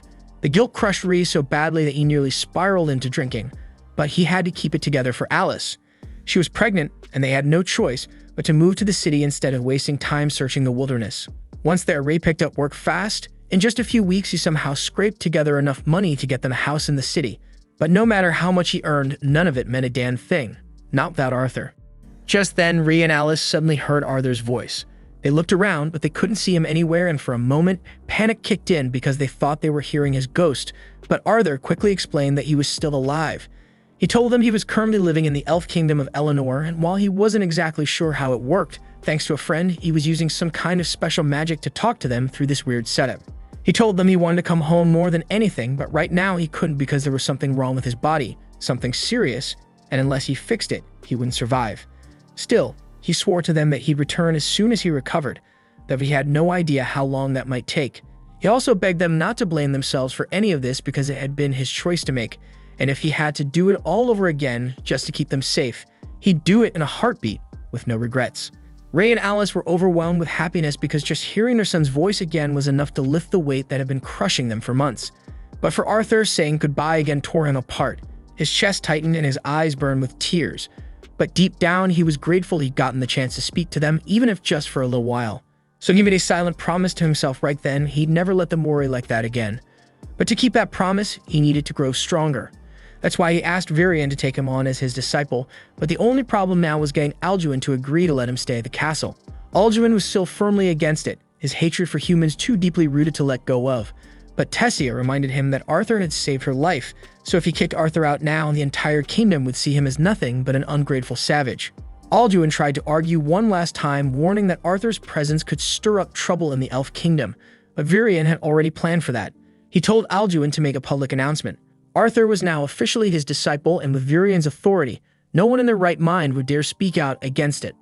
That was it. Arthur was officially allowed to live in the royal palace. After the meeting wrapped up, Alduin walked over to Arthur and offered him a proper apology for the way he'd acted earlier. He admitted he still wasn't fond of humans, but Arthur didn't seem like the others. He seemed like a genuinely good kid, and more importantly, Arthur had saved his daughter. And as a father, he knew he owed him for that. So he told Arthur that from now on, he could consider himself part of their family. Arthur was honestly caught off guard by how quickly Alduin and Mariel had flipped their stance, but thinking about it, it made sense. With both Virian and Tessia backing him this hard, Alduin had probably just given in to the pressure. Arthur thanked him sincerely, saying it was an honor to be welcomed into the royal castle. But Tessia didn't let it end there. She stepped forward, arms crossed, and said this wasn't good enough.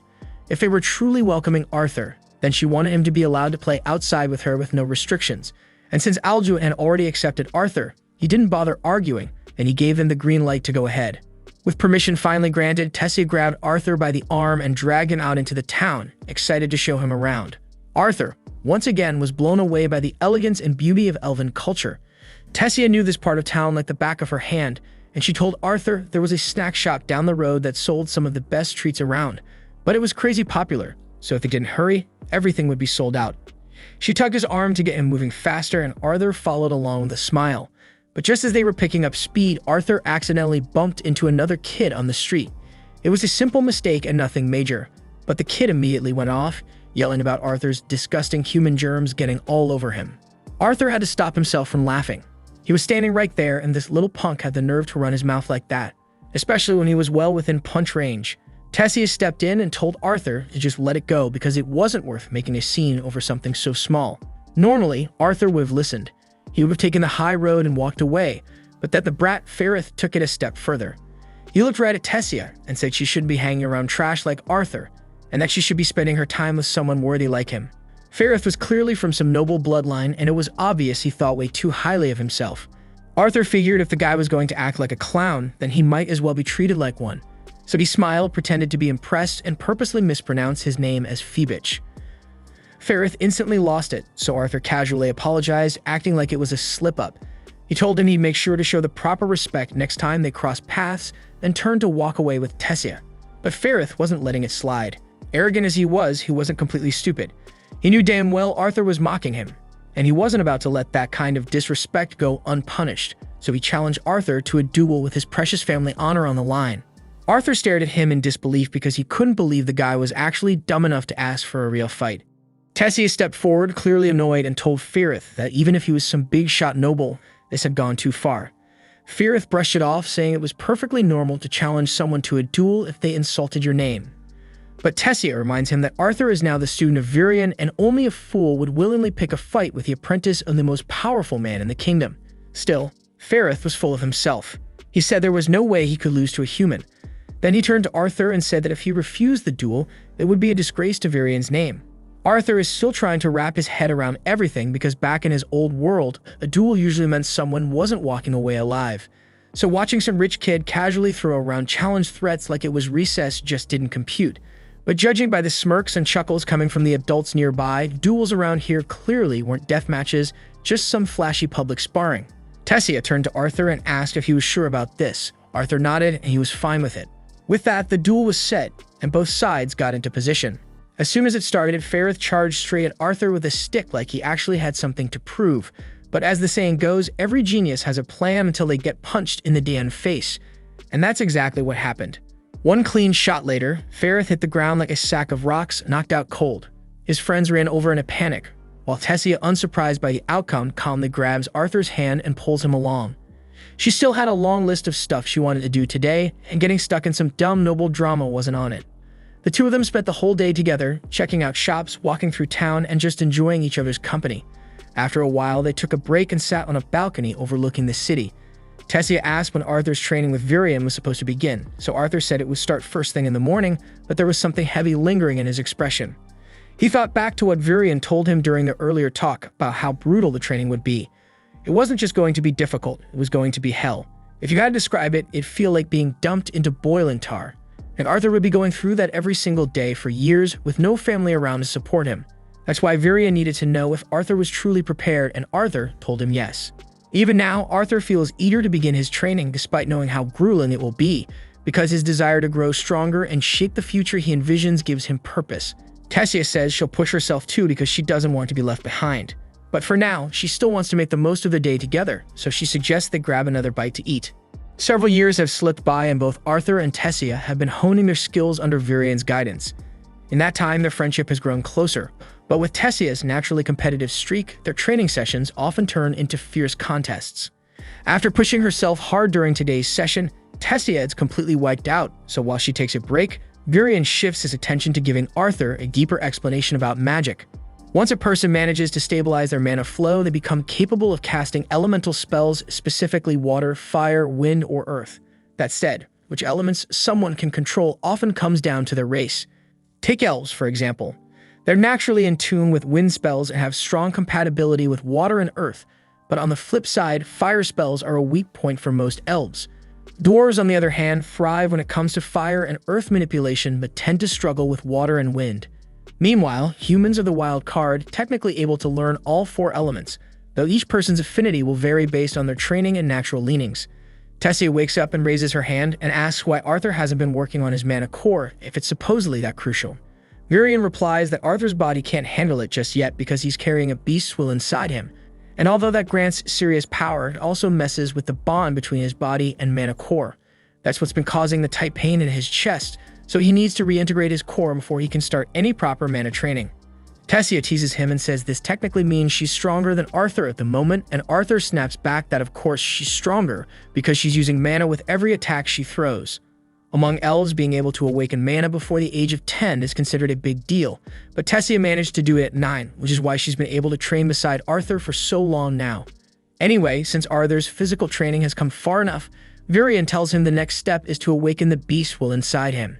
If it works, that pressure in his chest should vanish completely. Becoming a beast tamer is a major step, and Arthur thanks him before asking him to get started right away. Arthur sits down to begin the process while Tessia watches anxiously, unsure if this is really safe for him. Virion admits Arthur might feel a little discomfort, but insists it won't be anything extreme. However, the moment Virion begins the ritual to awaken the beast will, Arthur lets out a scream of agony. The energy blasting out of his body is so intense that it sends both Virion and Tessia flying backward. The awakening process technically worked, but the sheer strain it placed on Arthur's body caused him to black out instantly, leaving both Virion and Tessia anxious. They carried him back to the palace and laid him down so he could rest and recover. When Arthur finally opens his eyes, the first thing he sees is Virion sitting quietly beside the bed. Virion asks if he's feeling alright, and Arthur replies that he's doing okay. Varian then asks if there was anything unique about the beast will that might explain such a violent reaction, since what happened during the process was far from normal. Arthur originally planned to keep his encounter with Sylvia a secret, but at this point, hiding it wouldn't do any good. So he comes clean and tells Varian that the beast will was gifted to him by a dragon. Varian freezes, stunned by the answer, and though it sounds hard to believe, he can't ignore that the power radiating from Arthur's beast will feels exactly like dragon magic. He looks Arthur dead in the eye and warns him never to speak of this to anyone, because if news ever got out that he carried a dragon's will, it would draw all kinds of dangerous attention. With that warning out of the way, Varian informs Arthur that he's expected to return home in 4 months. This catches Arthur off guard since he thought he still had another 2 years before the next inter-race council meeting. But it turns out that cultural exchange was arranged recently, and in 4 months, the portals to Exaris City will open. Arthur immediately asks if Tessia is aware of this, because she'd be heartbroken if she found out last minute that he was leaving. Varian assures him that the king and queen are already speaking with her about it right now. Later that evening, Arthur is lying in bed, staring at the egg that Sylvia entrusted to him, trying to wrap his head around the fact that he'll have to say goodbye to Tessia in just a few months. Suddenly, he notices the egg starting to crack, and within seconds, a tiny dragon hatches and climbs out. Arthur panics for a second, but the baby dragon looks more adorable than dangerous, so he gently lifts it. Then out of nowhere, the little thing chomps down on his arm. Arthur flinches and drops it, wincing in pain, but when he glances at his arm, instead of bite marks, there's a glowing crest forming. That mark links Arthur to the newborn dragon, allowing him to sense its thoughts, even if he can't completely interpret them yet. Since he'll be the one raising it, he decides to give her the name Sylvie, in honor of her mother Sylvia. Arthur drifts off again, but a few hours later, Tessia quietly slips into his room. She wants to talk about his upcoming departure, but as she lifts the blanket to wake him, she spots Sylvie curled up next to him and instantly forgets what she came in for. Arthur jolts awake, initially thinking something serious had happened. But the second he realizes Tessia is just gushing over Sylvie, he rolls back over and dozes off again. Later on, Arthur and Tessia make their way to the training grounds for another session with Varian, and Tessia is pulling every trick she can to win Sylvie over. But after squeezing her half to death earlier, Sylvie is keeping a healthy distance from Tessia. They eventually meet up with Varian, and the moment he catches sight of Sylvie perched on Arthur's head, he nearly loses it because he never thought he'd lay eyes on a real dragon in his lifetime. While Tessia keeps trying to cuddle the little dragon, Arthur tells Varian that Sylvie hatched shortly after the beast will awakening the day before. He wonders aloud if keeping her close could cause issues, since people might start asking questions if they figure out what she really is, but Varian tells him not to worry. Dragons are seen as fairy tales nowadays, so no one would ever assume his companion is actually one. All Arthur needs to do is claim Sylvie is some rare creature with dragon-like features. Putting that aside, it's time to begin the day's training. Varian turns to Arthur and explains that now that he has awakened his beast will, he'll have to start strengthening both his mana core and beast core together. And the most effective way to train both is through live combat, so without another word, Varian begins to shift form. Once he finishes transforming, he tells Arthur that the training starts now. Arthur gets ready for a hit, but Varian just takes a single step and disappears. Arthur raises his guard, but he has zero idea where the attack will come from, and he can feel Varian is still nearby. But tracking him is completely impossible. His movement is unreal, and while Arthur would love to admire it, he'd rather not get completely wrecked for the sake of a demo. So he quickly throws his hands up in surrender. The moment he does, Varian materializes behind him. Arthur turns around and complains that fighting him is completely unfair. Varian could pull off a full 40-hit combo right then, and Arthur still wouldn't have seen it coming because Varian's beast will is tied to the Shadow Panther, allowing him to manipulate wind with such surgical precision that he can mute every sound his body makes. Varian's transformation is seriously impressive, but it's far from flawless because it drains a massive amount of his mana. Not that he planned to fight Arthur using that form anyway. He really just wanted to flex a little, and now that he's finished showing how strong a beast will can be, he conjures up a sword for Arthur so they can get to the real training. A few days roll by, and Arthur has been crushing it with mastering his beast will. That annoying pain in his chest hasn't come back, and his body's been trained to the point where he can now keep up with Varian's shadow mode. But outside of training, Arthur spent most of his free time hanging out with Tessia, like any normal kid. Later on, while Arthur and Tessia are out for another stroll, Arthur runs into Ferrith in the street. He doesn't recognize him at all, which ticks Ferrith off, and he demands a rematch. Obviously, that goes about how you'd expect, and a second later, Ferrith's on the ground while his buddies stand over him wondering how he got folded so fast. Arthur still doesn't remember who this guy is, so Tessia reminds him that Ferrith's the same brat who challenged him to a duel years ago. Arthur remembers that day being a blast, so he reaches out to help Ferrith up as a gesture of peace, and Ferrith accepts, since he's over trying to fight Arthur now. Arthur asks Ferrith if he and his crew are going to be part of the upcoming cultural exchange, and Ferrith proudly confirms that he was selected thanks to his amazing skill. But the truth is, all the noble kids were automatically chosen to go. If that's the case, Arthur wonders if Tessia will be attending too, but apparently not. Ferrith says the royals don't want to risk their delicate little princess getting snatched again, which is fair, but Tessia is not having it. She clocks Ferrith in the face and accidentally launches him, knocking him out cold. The whole thing looks terrible, so Arthur quickly grabs her and bolts before a crowd forms. Once they're far enough away, Arthur scolds her because royalty can't just go around smacking civilians for no reason. But let's be real, because he's not exactly one to talk about violence given the life he used to live. Tessia doesn't really get why he's so upset anyway, since she's pretty sure Ferrith is still breathing. But with Arthur yelling at her like her dad, she calls him an old geezer and storms off crying. That night, Tessia is still holed up in her room, wiping her tears. Wanting to cheer her up, Arthur quietly sneaks over to her window and asks if she wants to take a walk in the woods. Tessia agrees, and while they're strolling beneath the trees, she asks if this is really okay. Arthur reassures her that if they run into any troublemakers out here, they're more than strong enough to handle it or run. Besides, the view under the stars makes the risk worth it. Arthur glances at her and asks if she's starting to doze off, and while Tessia's barely holding it together, she insists she's totally awake. Arthur says she can knock out if she wants to, but she reminds him that this might be her last chance to hang out with him like this, so she's not going to waste it sleeping. Still, she's so tired she starts imagining creatures peeking from the trees, and Arthur can't help but tease her for still being scared of spooky stories at her age. Tessia claims she's not afraid of ghosts, she's just shivering from the cold, that's all, and she throws more logs into the fire to warm up. Then she asks Arthur to tell her more about the human kingdom to help keep her awake, but Arthur admits he doesn't really know much. He's never actually been there.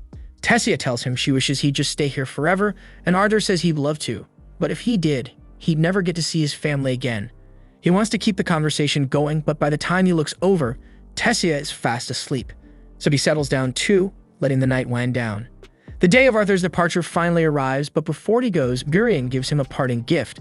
It's a special compass, one that can always guide Arthur back to the Elf Kingdom if he ever decides to return. Arthur thanks him, but then notices something strange, that Tessia isn't there. He asks around, but no one's seen her. It turns out she couldn't bring herself to watch him leave. The portal is open now, and Arthur steps toward it. But before he can go through, he hears someone shouting his name, and it's Tessia. She's sprinting down the road, trying to reach him, but she trips halfway there. Arthur rushes over, kneels beside her, and holds out his hand. As she takes it, she starts talking a mile a minute, telling him he better not do anything reckless while he's away or she'll never forgive him. Arthur knows she's scared for him, so he pulls her into one last hug and quietly tells her he's really going to miss her. The next day, Arthur arrives in Cyrus City, and he finally reunites with his family, and to his surprise, finds out he has a little sister now. Her name's Eleanor, and apparently Alice and Ray have been telling her stories about him for years, so she's beyond excited to finally meet her big brother. They all head inside, and the moment they sit down, Alice starts asking if Arthur's really okay. The last time they spoke, he told them he was sick, so she's understandably worried and wants to know if he actually got better. Arthur assures her that he's fine now and there's nothing to stress about. But he knows they deserve answers, so he sits them down and tells them everything he's been through since the day they got separated. Of course, he leaves out the parts about meeting Sylvia and receiving her beast will. Instead, he focuses on how he met Tessia and the time he spent in the Elf Kingdom getting treatment for his condition. Alice still looks concerned and asks him again if he's really okay, because if his sickness ever comes back, there's no way they could help him in a place like this. Arthur tells her not to worry, it won't come back. But since he can't tell them the truth about the beast will, he makes something up, saying his illness was caused by awakening his mana core too early, which made it unstable. Lying to his parents isn't something Arthur feels good about, but until he's strong enough to handle whatever danger might come from the truth, it's safer this way. That's when Rhys spots Sylvie and asks Arthur where he found her. So Arthur plays it cool and lies again by saying that he found Sylvie in a mana beast's cave and decided to take her in as his pet. Eleanor, meanwhile, instantly takes a liking to Sylvie, and the two seem to hit it off. But still, Rhys isn't done with his questions, so he stands up and asks Arthur what stage his mana core is at now.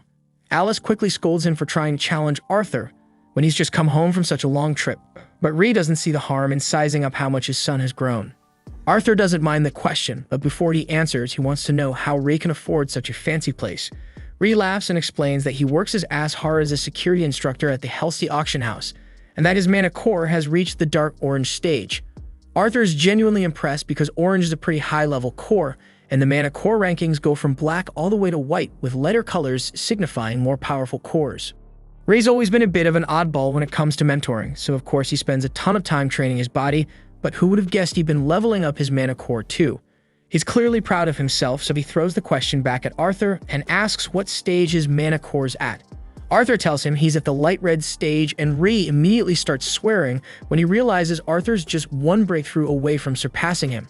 Unfortunately, he forgot Eleanor was in the room, and now she's running around dropping every swear word he just said like candy. Rei still can't wrap his head around the fact that Arthur's almost past him in strength, and there's no way he's letting that slide. He challenges Arthur to a sparring match in the garden right now. Arthur agrees without hesitation, but just before they can head out, the living room doors fly open and Vincent walks in, asking if Rei's kid is back yet. Rei introduces the man as Vincent Helsty, the guy who owns the auction house Rei works for, so yeah, basically Rei's boss.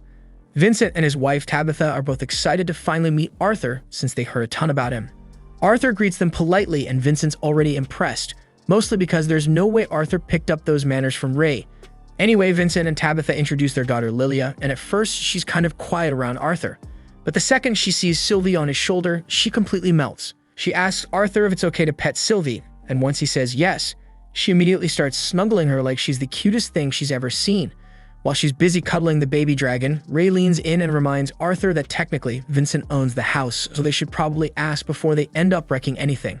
Vincent gets instantly nervous when Rei mentions wrecking, and his fears are confirmed the moment he finds out Rei and Arthur are planning to go head-to-head in the garden. Everyone moves outside to watch the match, but Vincent can't help asking if it's really okay for Arthur and Rei to fight. He's still struggling to believe that a kid Arthur's age has already reached the light red core stage. Alice, however, knows her son better than anyone and says that Arthur's always been a fast learner, and besides, it's not like he has any reason to lie. So Tabitha just tells Vincent to relax and enjoy the match. What no one knows, though, is that Arthur could have hit the orange stage years ago. But while he was training with his beast will, he wasn't allowed to touch his mana core at all. Still, he's more than ready to put on a show, because Arthur's got a few new tricks he's been dying to use. As soon as the match starts, Arthur and Rei go straight into trading blows, and Rei's immediately impressed by how much stronger Arthur has become. But he still has the upper hand when it comes to raw strength.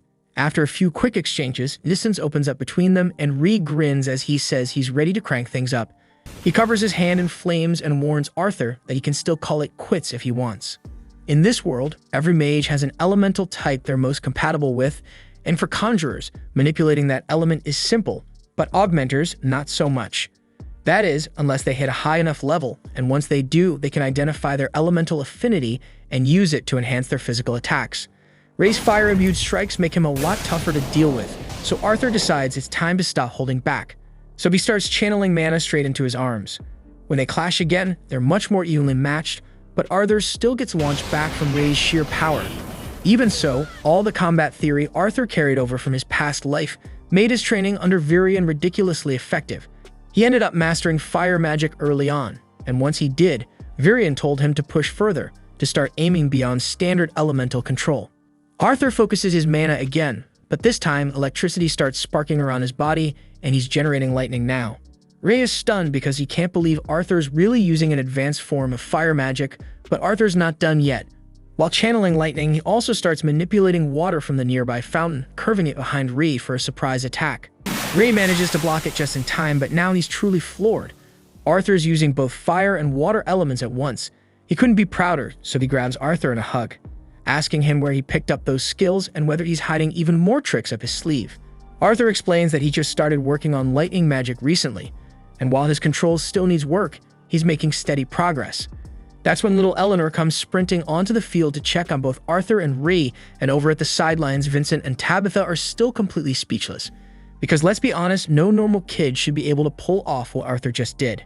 Later that night, everyone gathers around the table for dinner, and Vincent just won't stop going on about how amazing Arthur is, so Rei grins and says he knew Arthur was something else ever since he awakened his mana when he was just 3.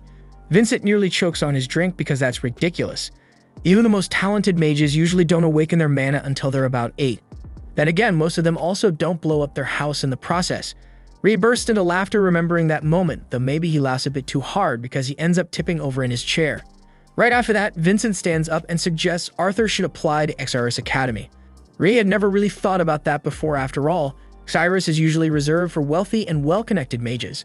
But Tabitha agrees with Vincent and says they'd even be willing to sponsor Arthur's tuition because someone with talent like his is bound to go far. Alice looks hesitant to accept though, because she knows they've already done so much for their family. And now they want to pay for Arthur's education too.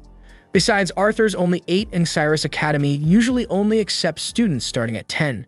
But Vincent's already one step ahead. He mentions that he knows the Academy's director personally, thanks to his work, and if he speaks to her, he's sure he can get Arthur an exception. Before they can go any further, Arthur finally speaks up. He says it would have been nice if someone actually asked him how he felt before deciding something so major. He just got reunited with his family today, and he'd kind of like to enjoy that before anyone talks about shipping him off to school. Then he gets up from the table and starts walking through the hallways, though to be fair, he's still not familiar with the layout of this place. A moment later, Lilia calls out to him and warns that if he keeps walking that way, he'll end up lost in the basement.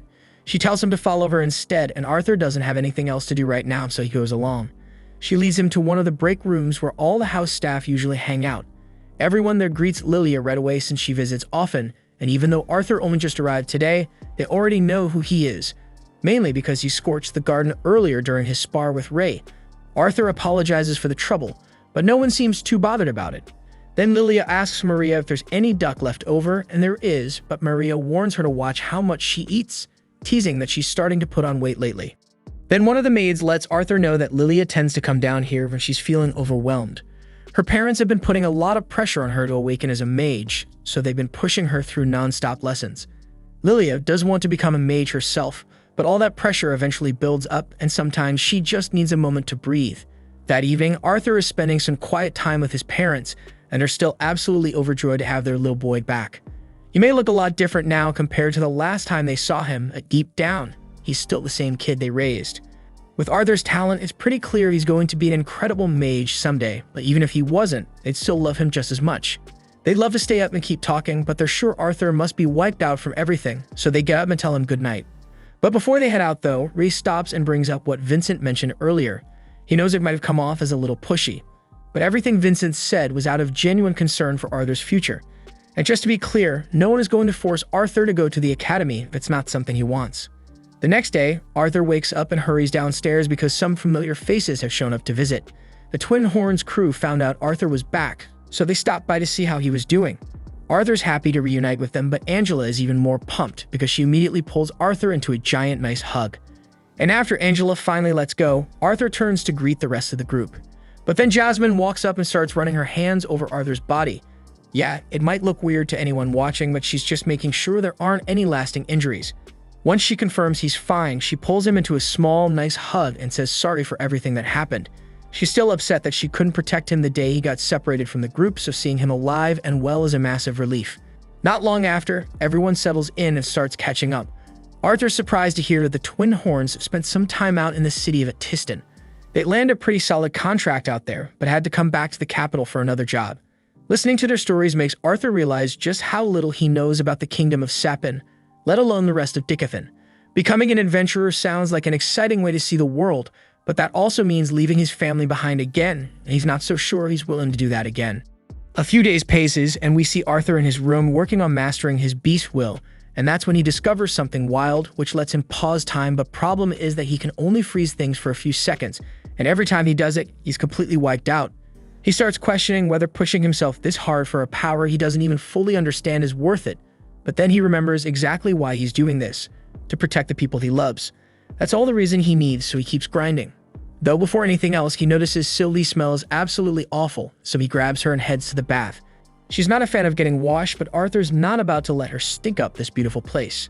Speaking of the mansion, with how massive and high-end the Helsty estate is, Arthur figures their auction house must be raking it in. Still, he doesn't know much about how they operate.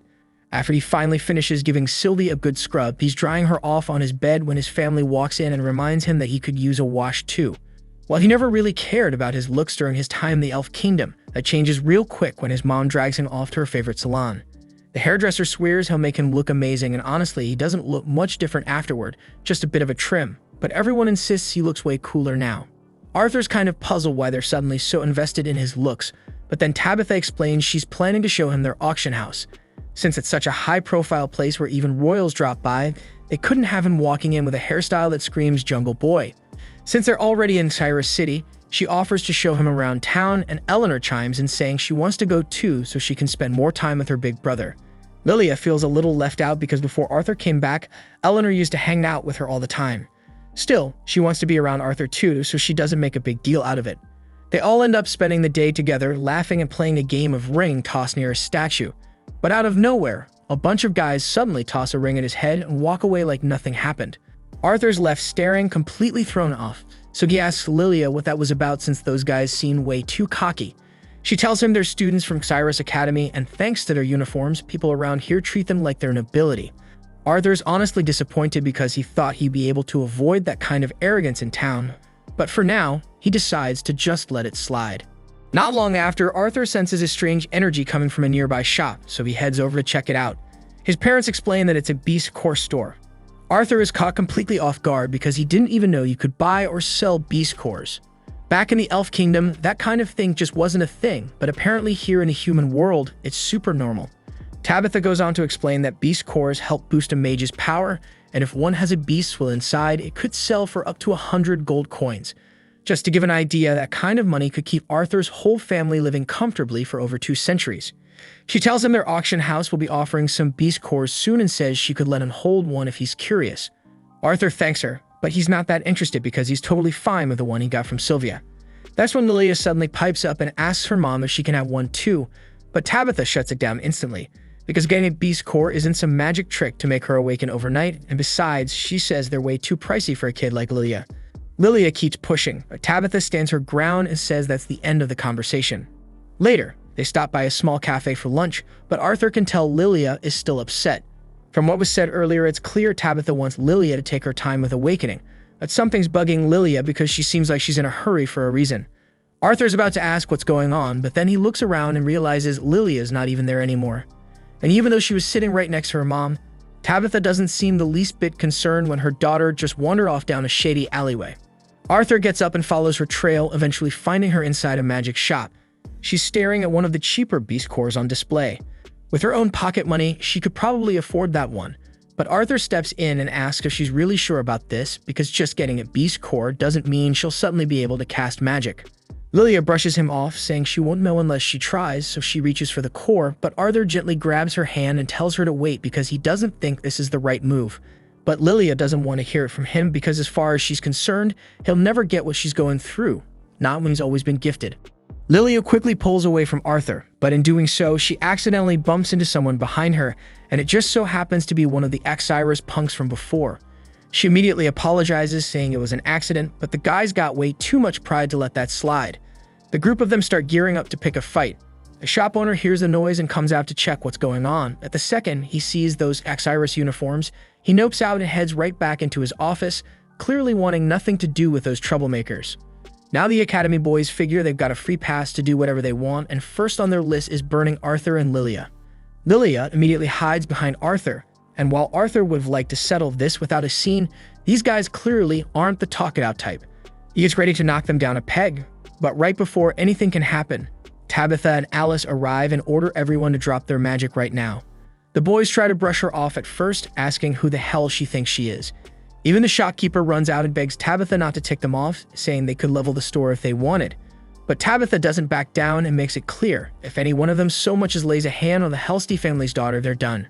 The moment they realize who Lilia is, they all start freaking out. The Helsty family is one of the Academy's biggest donors, so if the director hears about this, they're out for good. They scramble to leave, not daring to cause more problems, but one of them still manages to throw a final insult, calling Lilia the worthless spoiled brat before storming off. Everyone heads back home, and when they get there, they explain everything to Vincent. He's stunned to hear that Arthur and Lilia almost ended up in a full-on fight with Academy students, but he's relieved Tabitha stepped in, because knowing Arthur, there's a good chance he would have gone too far and seriously hurt them. Lilia quietly apologizes for the mess, but Vincent tells her it's okay. She didn't do anything wrong, and with how much he's donated to the Academy, this won't hurt her chances of getting in. He even adds that Arthur doesn't have to worry either, but Lilia immediately takes it the wrong way, thinking that her dad wants Arthur to take her place instead. Her parents try to explain that's not what they meant, but she's so overwhelmed by her own doubts that she believes they see her as a disappointment. She yells that she hates both of them and takes off, leaving everyone completely stunned. After a few hours, when it's time for dinner, Arthur heads up to get Lilia, but her room's empty. When she was little, Vincent would always share stories about the academy, so Lilia had been looking forward to it for as long as she could remember. That excitement eventually turned into impatience, but she couldn't apply until her mana awakened, and it's been taking longer than anyone expected. Her parents kept telling her not to stress over it, but once she saw Arthur mastering magic at such a young age, she couldn't help but feel like she was falling behind. Arthur finally tracks her down in the staff break room, sitting quietly.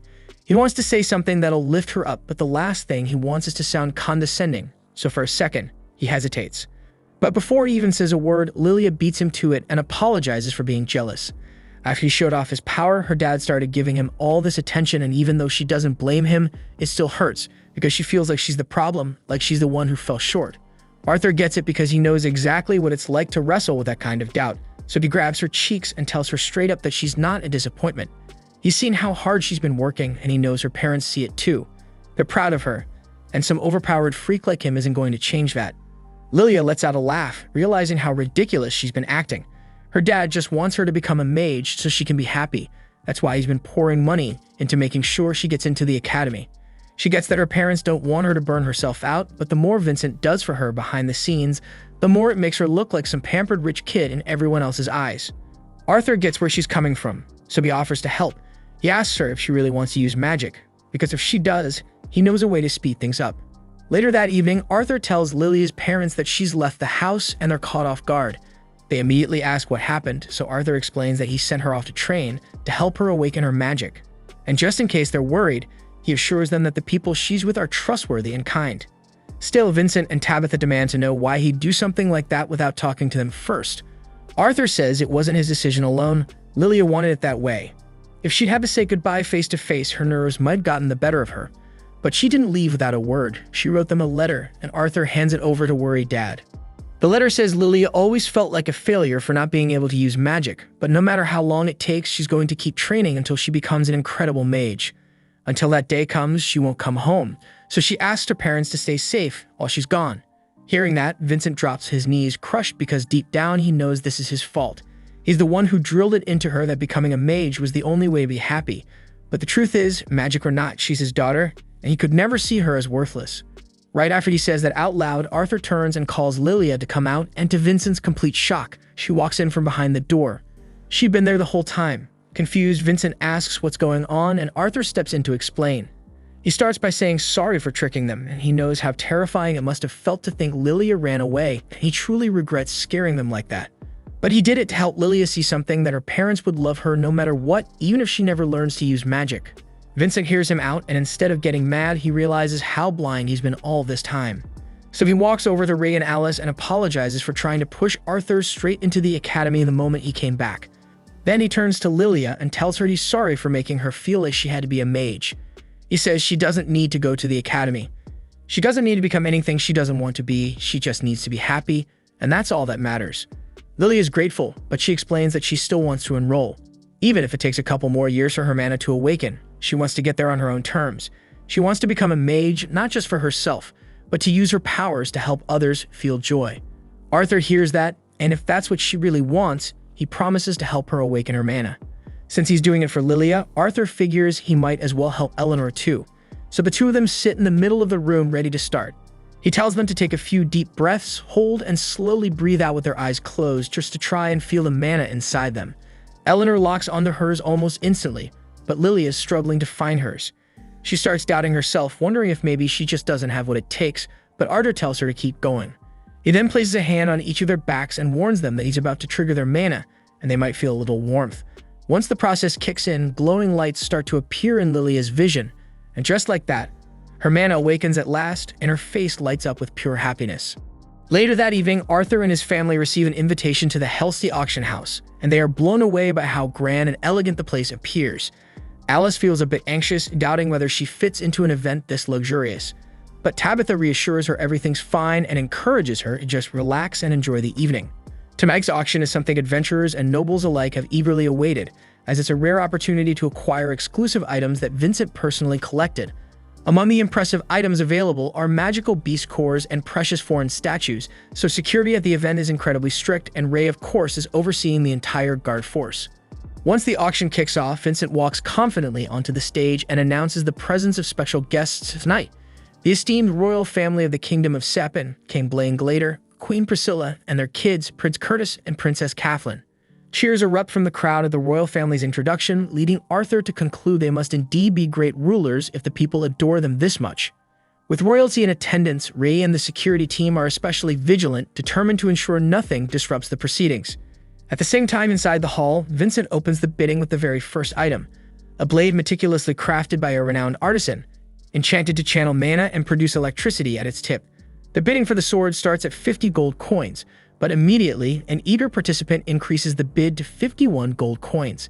As bidders compete fiercely, Arthur quietly considers if he might also infuse an elemental power into a weapon suited for it. That's when he spots Vincent introducing a pair of mysterious masks that catch his attention, but just as he focuses on them, he realizes Sylvie is nowhere to be found. Initially assuming she might be playing with Lilia or Eleanor, he spots the two girls sleeping nearby and becomes concerned, getting up quickly to search for Sylvie. At the same time, Sylvie wanders leisurely through the auction house corridors like she owns the place until suddenly she's intercepted by the mage accompanying the royal family.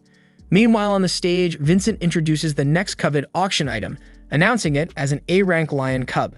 Immediately upon seeing it, Prince Curtis turns excitedly to his father, declaring he wants it. As soon as bidding commences, the king decisively offers 1,000 gold coins right away, and naturally, no one dares to outbid the king, and the lion cub swiftly goes to him without any resistance. The king then walks up onto the stage to claim the cub, prompting Vincent to ask him what he intends to do with such a rare beast. The king explains he might tame the lion himself, but since Curtis expressed a desire to become a beast tamer, he'll give it to his son instead. At that very moment, Arthur is still busy tracking down Sylvie when he suddenly hears her let out a loud scream from down the corridor. He bolts toward the sound and finds her being stared at by the mage from the royal entourage. Recognizing the guy instantly, Arthur knows better than to cause a scene in a place like this. He calmly asks the mage to let Sylvie go, explaining that she's his mana beast. The mage sighs in disappointment, having assumed Sylvie was one of the auction creatures. Sylvie then rushes over to Arthur, and as he starts to walk away, the mage calls out that he's still interested in her. He says he's been wanting to get his hands on a mana beast for some time now and demands that Arthur give Sylvie to him. Arthur gives him a look like he's lost his damn mind and asks what makes him think that would ever happen. But instead of dropping it, the mage throws a fire spell right at Arthur, clearly trying to intimidate him, and announces that it's a direct order from a royal court mage. But Arthur doesn't flinch, simply turning to walk away. That only pisses the mage off more, so he threatens Arthur's parents next, and while Arthur can put up with threats directed at himself, bringing his family into it is something he won't tolerate, so he turns back slowly and dares him to repeat it. But in that moment, as Arthur releases an overwhelming surge of killing intent, he forgets one crucial thing. They're still inside Vincent's auction house. The sheer pressure of his aura explodes outward, and every window in the building shatters on the spot. Those with mana like the king manage to endure it, but anyone without, including Vincent, collapses from the pressure. The king rushes to check on Vincent while the royal guards quickly form a protective circle around him, believing an assassin must be nearby. The king tells them to focus on crowd safety and finding whoever's responsible. Arthur finally realizes the magnitude of what he just did. While he may have succeeded in scaring the royal mage half to death, he's now stirred up a massive storm. He suppresses his aura, but the chaos has already begun. No one knows what's really happening, so Ray gives the order to clear out the entire venue until the situation is under control. Following the evacuation, the king calls for a private meeting with Ray. He wants to confront him about his failure to capture the one behind the outburst. Ray bows his head and offers a sincere apology, but the king, with a stone face, tells him there must still be consequences. Ray is prepared to accept whatever sentence the king decides, but before King Blaine can say anything, the royal mage interrupts and suggests the king go easy on Ray since no lives were lost. Of course, he doesn't say this out of kindness because he follows it up by pointing out how impressive Arthur's mana beast looks. That's when the king introduces the guy as Sebastian, a mage tasked with protecting the royal family. Apparently, Sebastian has saved the king's life more times than anyone can count, so he holds the guy in high regard. Now that Sebastian has expressed interest in Arthur's beast, the king turns to Ray and asks if he'd consider handing Sylvie over as a gesture of thanks for Sebastian's leniency. Arthur is about to object, but Alice quickly stops him because interrupting a royal is no small offense. Ray then replies respectfully, saying he can't comply with the king's request because Arthur bonded with Sylvie on his own, so that bond isn't his to sever. So the king directs the same request to Arthur himself, asking whether he'd be willing to part with Sylvie and give her to Sebastian. Arthur gives a firm but polite no because nothing in the world could replace Sylvie. Trying a different approach, the king then offers to trade the world lion cub he just bought at the auction. He argues that although Sylvie is clearly rare, a lion of that caliber should be worth even more. But Arthur refuses again, stating that Sylvie isn't something he'd ever trade, sell, or give away no matter what was offered. Now the king's tone begins to shift, his patience wearing thin. He reminds Arthur that he's already asked him twice, and a monarch shouldn't have to repeat a request more than once. For the third and final time, the king insists that Arthur surrender his mana-beast. But at this point, Arthur has had enough of this shit, so he stands up and calmly asks the king if he would be willing to sell his own children. The room goes silent. The king is so stunned he's completely speechless, and Arthur presses further. He points out that he's declined the request 3 times, and yet the king refuses to acknowledge that some bonds are beyond price, so he wants to know how the king would react if someone tried to buy one of his kids. The royal guards don't take kindly to the remark and rush in to subdue Arthur for his insolence. But Arthur takes both of them out with a single punch each effortlessly. Sebastian watches the scene unfold and calls the knights pathetic, disgusted that they failed to handle one boy. Still determined to get Sylvie, he casts a deadly fire spell with the intent of killing Arthur on the spot, but Arthur activates his static world technique, and in an instant, time grinds to a halt for everyone besides Sebastian. Sebastian looks around in shock, trying to figure out why everyone suddenly froze, but Arthur calmly explains that nobody can hear a thing he's saying right now. Then Arthur begins slowly walking toward him. Sebastian tries to warn him off, claiming Arthur doesn't stand a chance against a royal mage, but Arthur answers that by snapping Sebastian's leg without a word. Sebastian cries out for help, but Arthur tells him nobody's coming, so he better listen carefully while he still has working ears. Arthur leans in and warns him to stay in his lane and think twice before threatening the wrong person, because next time it won't end with just a broken leg. A few seconds later, the static world effect wears off. Time resumes like nothing happened, and Arthur immediately blacks out from the strain. Sometime later, Arthur wakes up in his bed, his head pounding like hell, but at least he's not chained up in a cell. He realizes that using static world might have been a little too much. He really did manage to freeze time briefly, but the backlash hit his body like a truck. Just then, Alice enters the room to check on him, and she's visibly relieved to see him conscious again. Arthur asks her what happened after he passed out, and Alice tells him that the moment he collapsed, everyone panicked. She rushed to help and started treating him right away, but even then, it took a while before he finally stabilized. Now that he's up and talking again, Alice asks if he wants to tag along with her for a shopping trip. Arthur figures a little walk might do him good, so he agrees. While they're out, Arthur notices a hairpin that would suit Eleanor perfectly, but he still doesn't have any money on him. Alice sees this and buys it for him, telling Arthur he can give it to Eleanor as a gift when the time's right. She even offers to buy him something too, but Arthur hesitates and asks if it's really okay to be spending so much, especially if Ree might have lost his position after the auction house incident. But Alice reassures him that there's no need to stress over that because she has a job too. Arthur's surprised because he had no clue she worked, but apparently Alice creates luxury goods and they're a hit among nobles. She earns enough to keep them comfortable, so spending a little extra now and then isn't a problem at all. And by the end of their shopping spree, both of them are loaded down with bags. When they get back home, they overhear Ree talking to someone in the living room. He's saying that no amount of money can buy his silence when his own son was nearly killed. Arthur walks in and asks what's going on, and Ree's face immediately softens with relief at seeing Arthur up and moving. Arthur tries to downplay it, saying there's no need to fuss and he's fine. The man Ree was speaking to turns, and after taking a good look at Arthur, realizes he must be the boy from the incident, so he invites Arthur to join their conversation. The royal envoy then hands over a pouch of gold to Ree and Arthur, explaining that it's a small gesture of apology from the king for the minor incident yesterday. Arthur isn't exactly sure how getting attacked by 2 knights and a royal mage counts as minor, but he chooses to be civil and thanks the messenger for making the trip out to deliver it personally. The envoy is glad to see Arthur handling things so maturely, and he reassures him that the 2 guards who attacked him have already been dismissed. After all, the king would never condone harming a child over something as small as declining a request. Ree, on the other hand, doesn't think getting fired is anywhere close to a fitting punishment for the knights who tried to massacre his son. But the envoy quickly reminds him that Arthur did speak out of turn to the king, and besides, the king had the grace to overlook Ree's failure to protect the auction house, so Ree shouldn't be too bitter about a little mercy shown to the guards. Ree's about to argue again, but Arthur jumps in before he can and says there's no point getting worked up. He admits he was the one who mouthed off to royalty, and in the end, he walked away without any serious injuries, so it's not a big deal to him. Still, on the topic of injuries, Arthur brings up Sebastian and asks how he's doing after that broken leg. The envoy says Sebastian was also stripped of his position for lashing out at Arthur and is currently undergoing treatment in a hospital. He keeps claiming Arthur was the one who broke his leg, but that sounds ridiculous, considering no one actually saw Arthur lay a finger on him, and the entire room had eyes on him the whole time. So the king believes it must have been a magical backlash from Sebastian's own spell that caused the injury.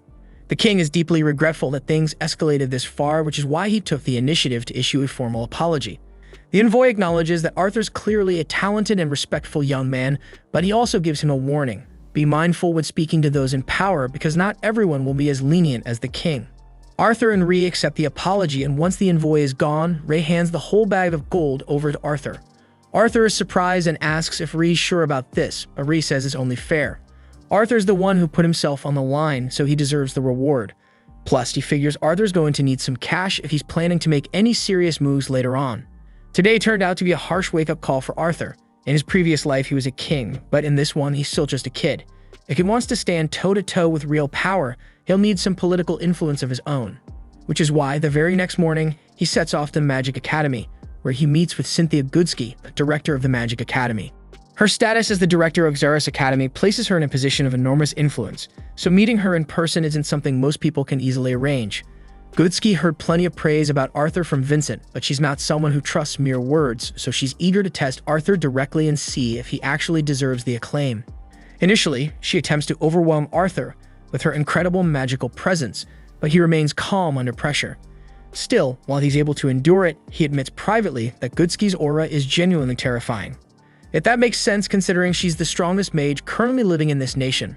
Arthur decides to demonstrate his true strength clearly enough to convince her that Vincent wasn't simply exaggerating his skills. First, he creates a swirling barrier of wind around himself, and while maintaining that, he simultaneously lifts several stones with earth magic.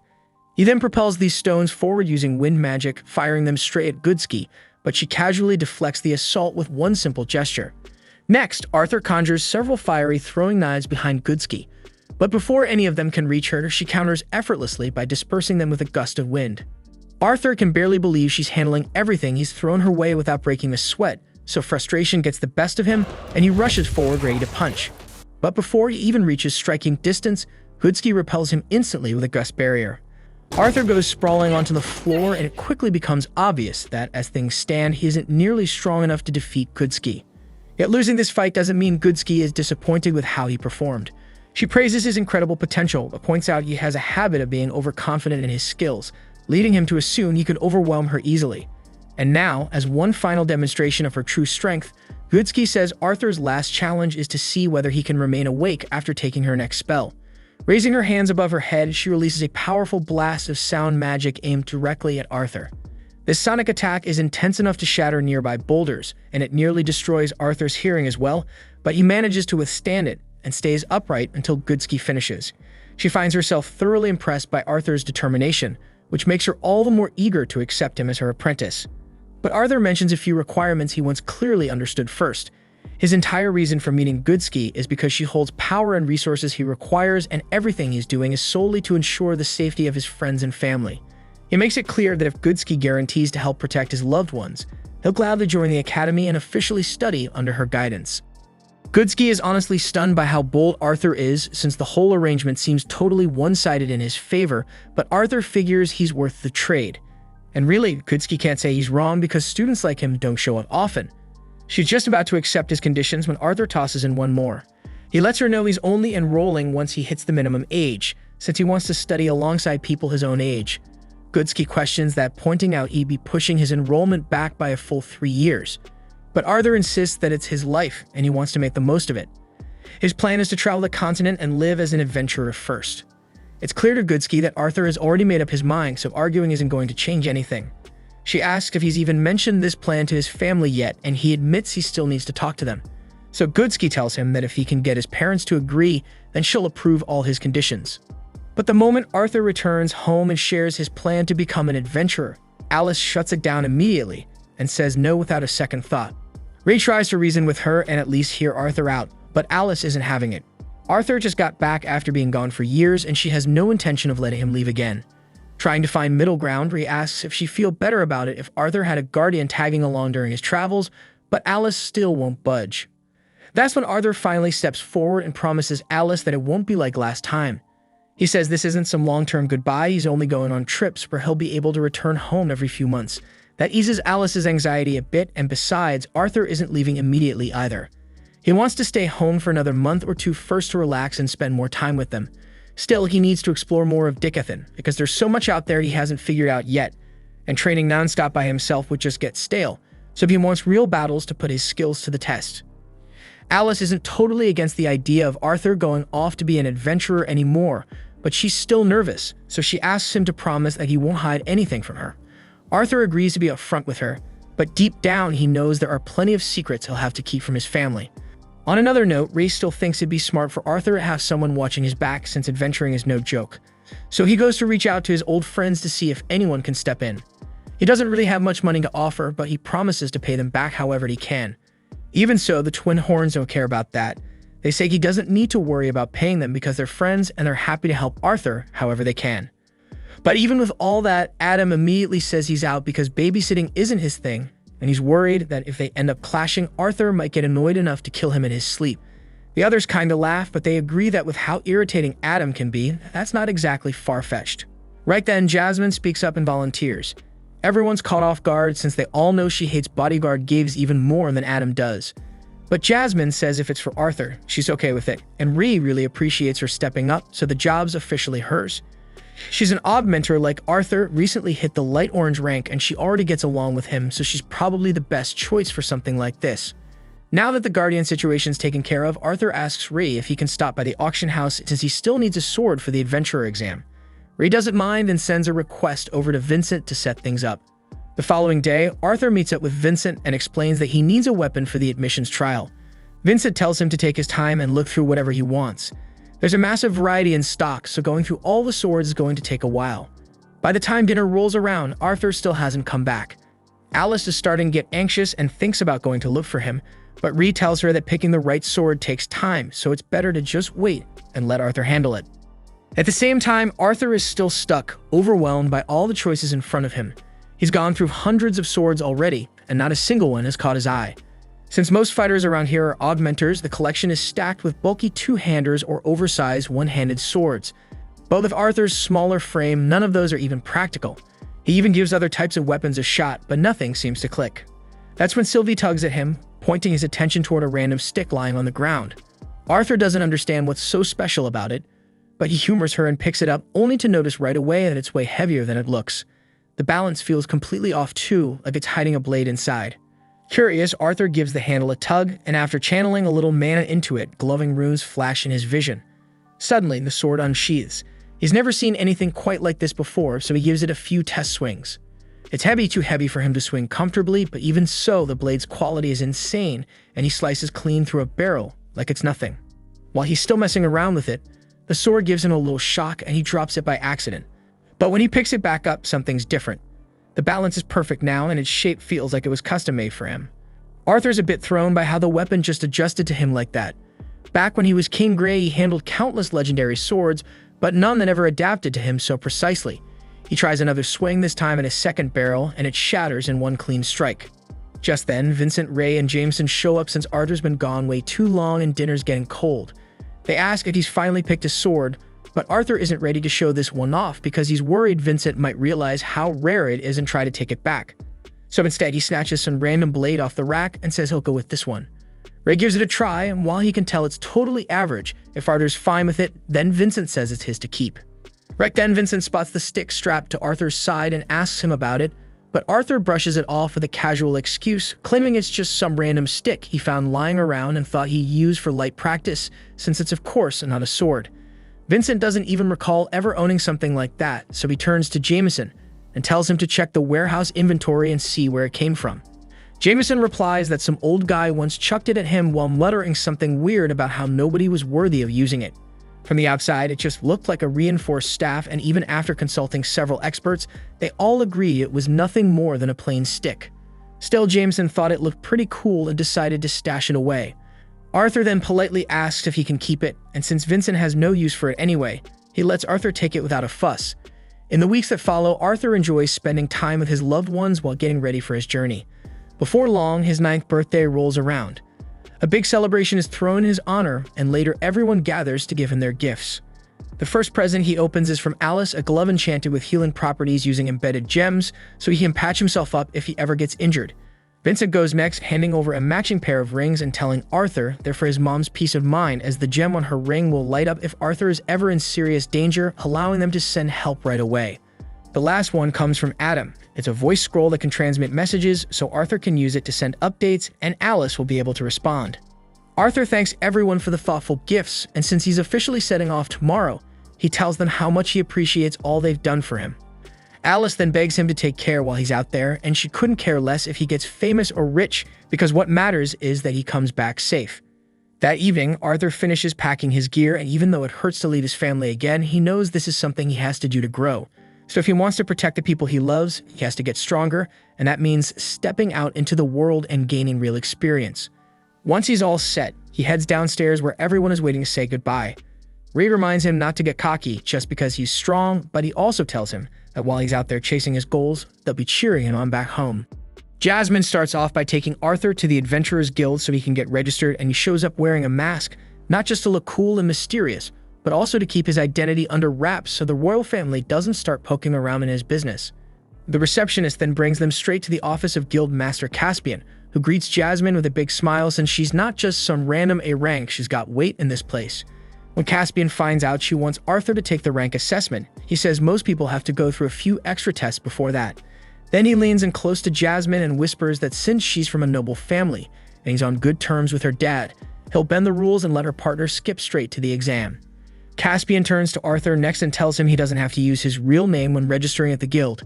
He asks what name he should use, and Arthur decides to go with Note as his alias. The moment Arthur shakes his hand, he immediately picks up on how strong Caspian actually is, way stronger than he looks, especially for someone with that soft appearance. After that, Caspian walks them to the battle arena, which also doubles as the test site. Inside, a young magician is already mid-test, and she ends up getting a C rank. She clearly has good firepower, but her defense is lacking. Jasmine comments that the girl probably has strong potential anyway, since pulling off a C rank at her age isn't exactly easy.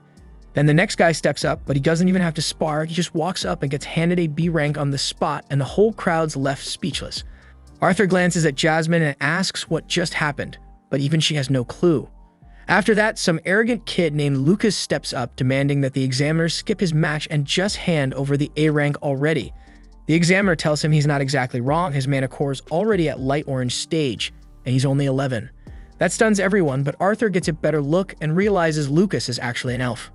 Once the test starts, Lucas summons a fire beast and sends it straight at the examiner, who quickly locks it inside a rock pyramid. Lucas jumps right on top of it and slams his staff down, triggering a big spell that sends fireballs raining over the whole arena before the fight's even fully underway. But then things go sideways, the giant fireball floating overhead loses control and looks like it's about to blow everything up. The examiner immediately jumps in, stirs up a thick dust cloud, and manages to protect Lucas while snuffing out the runaway spell in one smooth move. As the smoke clears out, the examiner tells Lucas he did pretty well, but the kid's still running high on adrenaline and suddenly lashes a fireball out at her without warning. Luckily, Arthur steps in and blocks the hit by chucking his sword across the field, and that sends Lucas into a tantrum. He yells that the match should be redone because someone interfered, but the referee shuts that down fast and says it was already finished. The main examiner then tells Lucas that while his power and potential are impressive, he's got no sense whatsoever, so she's sticking him with a D rank. Lucas looks like he just got slapped.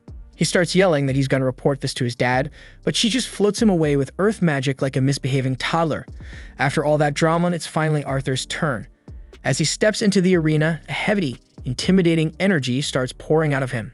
The referee instantly gets on guard because he wasn't expecting this level of presence from a newbie. But then Caspian steps in, telling the referee to back off because he's going to handle this one himself. The referee protests, saying a double a ranker like him shouldn't be testing rookies, but Caspian just shrugs it off, saying he's doing this as a favor for Jasmine. Arthur gets into position while Caspian draws his sword, realizing that this guy is probably the strongest fighter in the whole city, and this isn't just some entry-level spar. But that just gets Arthur more pumped, and he charges forward to prove himself. Arthur lights up his blade with fire magic and goes at Caspian, who blocks without breaking a sweat. They start going back and forth, exchanging fast strikes. Caspian notices Arthur's movements are a little rough, like his skills are ahead of what his body can actually keep up with. Arthur suddenly spots an opening and tries to go in for the strike, but Caspian disappears from in front of him and reappears behind, forcing Arthur to back off. Arthur kicks things up with a fire-boosted dash and attacks again, but Caspian responds with a gust of wind magic that shoves him away, warning him not to let his confidence get the better of him. In the end, Arthur passes and is officially ranked as a B-rank adventurer, walking out with his license in hand. But at that exact moment, the higher-ups in the guild corner Caspian because they pissed that more than 2 kids walked out with B ranks in one day. Caspian reminds them that about 6 months ago, the ban on elves and dwarves becoming adventurers was lifted. That seems to explain a lot, and the top brass finally gets it. Almost every kid who got B rank today has either elven or dwarven blood in them. Lucas, for example, is a half-elf from a family known for pulling all kinds of stunts to raise powerhouse mages. The geek who didn't even take the test turns out to be human, but he grew up in the Dwarven Kingdom and had some serious high-up connections, which is why even Caspian couldn't step in to evaluate him. The guild officials are worried about what kind of backlash that could bring, but one of the knights is more curious about Arthur. Caspian tells them he honestly doesn't know much about the guy, but he's certain that Arthur isn't an elf or a dwarf. What he does know is that he's strong, and more importantly, Jasmine, the daughter of the kingdom's most powerful fire magic family, is backing him. Caspian admits Arthur's fire spells are solid, but his swordsmanship is on another level. If he keeps sharpening that, he'll become a real force in the adventurer world. At the same time, Arthur himself starts thinking the same thing. He's been pouring too much time into magic lately, and it's time he focused more on improving his sword skills if he wants to level up. As he steps out of the guild, he accidentally bumps into Elijah the geek from earlier, who immediately starts talking. He says it was pretty reckless of Arthur to interfere with Lucas's match like that. Then he adds that he would have stepped in anyway if Arthur hadn't. That's when Lucas shows up, asking what they're whispering about, but neither Arthur nor Elijah has any time for him. Lucas gets irritated, thinking he's just as powerful as they are. Arthur casually throws shade, telling him that a D-ranker should stay in his own lane and not bother B-rank adventurers. Lucas grabs his collar in anger, but since a bunch of people are watching, he decides to drop it and walk away. After that, Jasmine takes Arthur to the usual spot where rookie adventurers kick off their journeys, but she already knows Arthur's way past that level, and she admits the real target is much farther out. She suddenly bolts ahead, and Arthur struggles to keep up. He's caught off guard by how fast Jasmine can run, so this is the second time today someone has thrown him off. Earlier during the test, he underestimated Caspian a bit, and now he's starting to feel like he's slipping. Right then, a loud explosion echoes from the woods, and out of nowhere, a massive armored boar charges through. Everyone nearby freaks out and starts running, but a few unlucky adventurers don't make it, and they get mauled by the beast. Jasmine tells Arthur they need to retreat, explaining that this kind of monster isn't even supposed to exist in this region. Just a bit further down the path, they come across a wounded group of merchants lying beside a busted-up cage. Jasmine figures out that the boar was probably being transported somewhere, but it must have broken loose. All of a sudden, the boar crashes into their location and charges right at them. Arthur and Jasmine avoid the attack, but then the beast whips out its long tongue like a spear. They avoid that too, and Jasmine rushes in to counter, landing a hit that barely leaves a scratch. Then out of nowhere, the boar charges the tree she's leaning against, and she has to jump away without even getting a chance to steady herself. So Arthur quickly uses wind magic to close the gap and pull her out of danger just in time. At the same time, the boar sets its sights on the wounded adventurers nearby, and Jasmine jumps in to shield them. Arthur wants to help right away, but something inside tells him not to rush in and to handle this the right way. He forces himself to stay calm, waiting for the right moment. Just as the boar charges at Jasmine again, ignoring everything else around it, Arthur bolts forward using wind magic. He coats his blade in fire, drives it into the boar's body to stop it cold, and then follows up with a flurry of hard-hitting strikes until it finally goes down. Later on, while the adventurers haul the boar's corpse away, Jasmine scolds Arthur for acting too calm during the fight, and he doesn't even get why she's upset this time. That night, while they're camped out by the fire, Jasmine finally opens up and says she became an adventurer to escape her home. Her family's full of famous fire mages, and they're all super proud of that legacy. She awakened her mana core before any of her siblings, and her parents thought she was going to be the best of them. But when it turned out she couldn't use fire magic, they branded her a failure, a shame to the family, and that crushed her. Arthur's pissed the moment she says that, telling her that no element is better than another, and it's all about how you use it. Jasmine laughs when she sees how fired up he gets and says she never thought he'd lose his temper over something like this. Arthur's a little flustered, but the truth is, in his past life, people used to call him worthless too. He just worked his ass off to prove him wrong. Then Jasmine tells him that she used to charge into fights without thinking too, just like he did today. But back then, her teammates chewed her out for it. They taught her to rely on others more to fight as a team, and they helped her grow into someone better. After that, Jasmine dozes off while Arthur stays up to keep watch. He starts thinking about whether he can really change too. He thinks about all the people in his life he wants to protect and promises himself that he'll do whatever it takes, change as much as he needs to make sure he can keep them secure. Arthur and Jasmine move out side by side, kicking off their assignment together. Once they reach a certain stretch of road, they climb down from the carriage and pause to review the specifics of the task. Arthur runs through the situation again, double-checking that all communication with the nearby village has been entirely severed and that they were dispatched to investigate what exactly went down. He stresses that their number one rule for this whole operation is to survive. And because the quest notice never once mentioned hunting or killing anything, if they run into a dangerous creature along the way, there is zero reason for them to recklessly engage it. Arthur then glances at Sylvie, who is perched comfortably on his shoulder, and asks what she intends to do while he is off dealing with the quest. Sylvie casually replies that she will be training somewhere close by until he returns, so Arthur assures her that he will inform her the second he is back. With that sorted, he and Jasmine continue toward the village. But after walking for some time, they both notice something unsettling. Numerous footprints head straight into the village, yet hardly any tracks come back out. Given the circumstances, they both realize their smartest move is to collect as much information as possible before rushing in. So they begin cautiously surveying the outskirts, slipping through brush and peering past bushes to better understand what might be waiting inside. After spending a fair amount of time observing, they still see no trace of any villagers, which makes Arthur start considering the possibility that a beast may have attacked and wiped them out. Jasmine, however, is not fully convinced, pointing out that there are no clear signs of a struggle or destruction in the area. Just then, they sense a peculiar aura radiating from somewhere deeper within the village, and without wasting another moment, they decide to enter and investigate directly. Inside, they are met with a shocking sight. Several luminous cyan crystals rise from the ground in scattered locations. When they approach for a closer inspection, their shock deepens as they realize that actual villagers are sealed inside each one. The sight leaves both of them momentarily speechless. As if that were not strange enough, they soon encounter a young girl who appears completely unaffected by the crystal phenomenon. They stop her and ask what occurred, and she explains through shaky breaths that she had been out gathering medicinal herbs when everything suddenly happened, only returning to find everyone she knows trapped and frozen in those glowing prisms. Overwhelmed, the girl collapses into tears at the horrifying scene before her.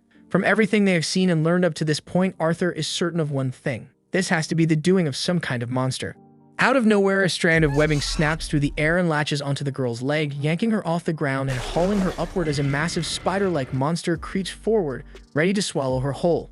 Arthur reacts on instinct and lunges to rescue her, but Jasmine quickly grabs him and holds him back before he can rush in. Instead of devouring the girl, the creature encases her inside one of the glowing crystals and lowers her back to the ground. It then shifts its focus entirely onto Arthur and Jasmine, attempting to snare the mechs, but both of them slip away from its attack with ease. Moments later, they decide to retreat, since their mission briefing never once involved hunting down or defeating any monsters in the first place. Elsewhere at that very same moment, two individuals clad in hooded cloaks stand across from each other in a dimly lit chamber, a map spread out between them. They discuss the threefold alliance of humans, dwarves, and elves, viewing it as a highly unfavorable balance of power from their perspective. One of them, however, remarks that history follows a natural current, and sometimes allowing events to flow as they will can lead to unexpectedly satisfying outcomes.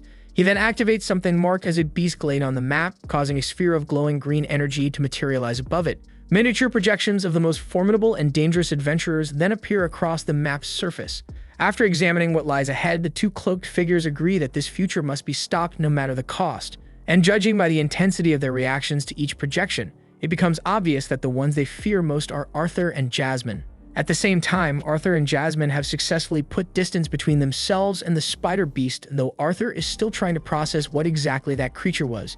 Jasmine explains that it is called an Arakan, a monster ranked among the 5 beasts she's always dreaded encountering. In her entire life, she has only faced 5 of them and managed to bring down just one.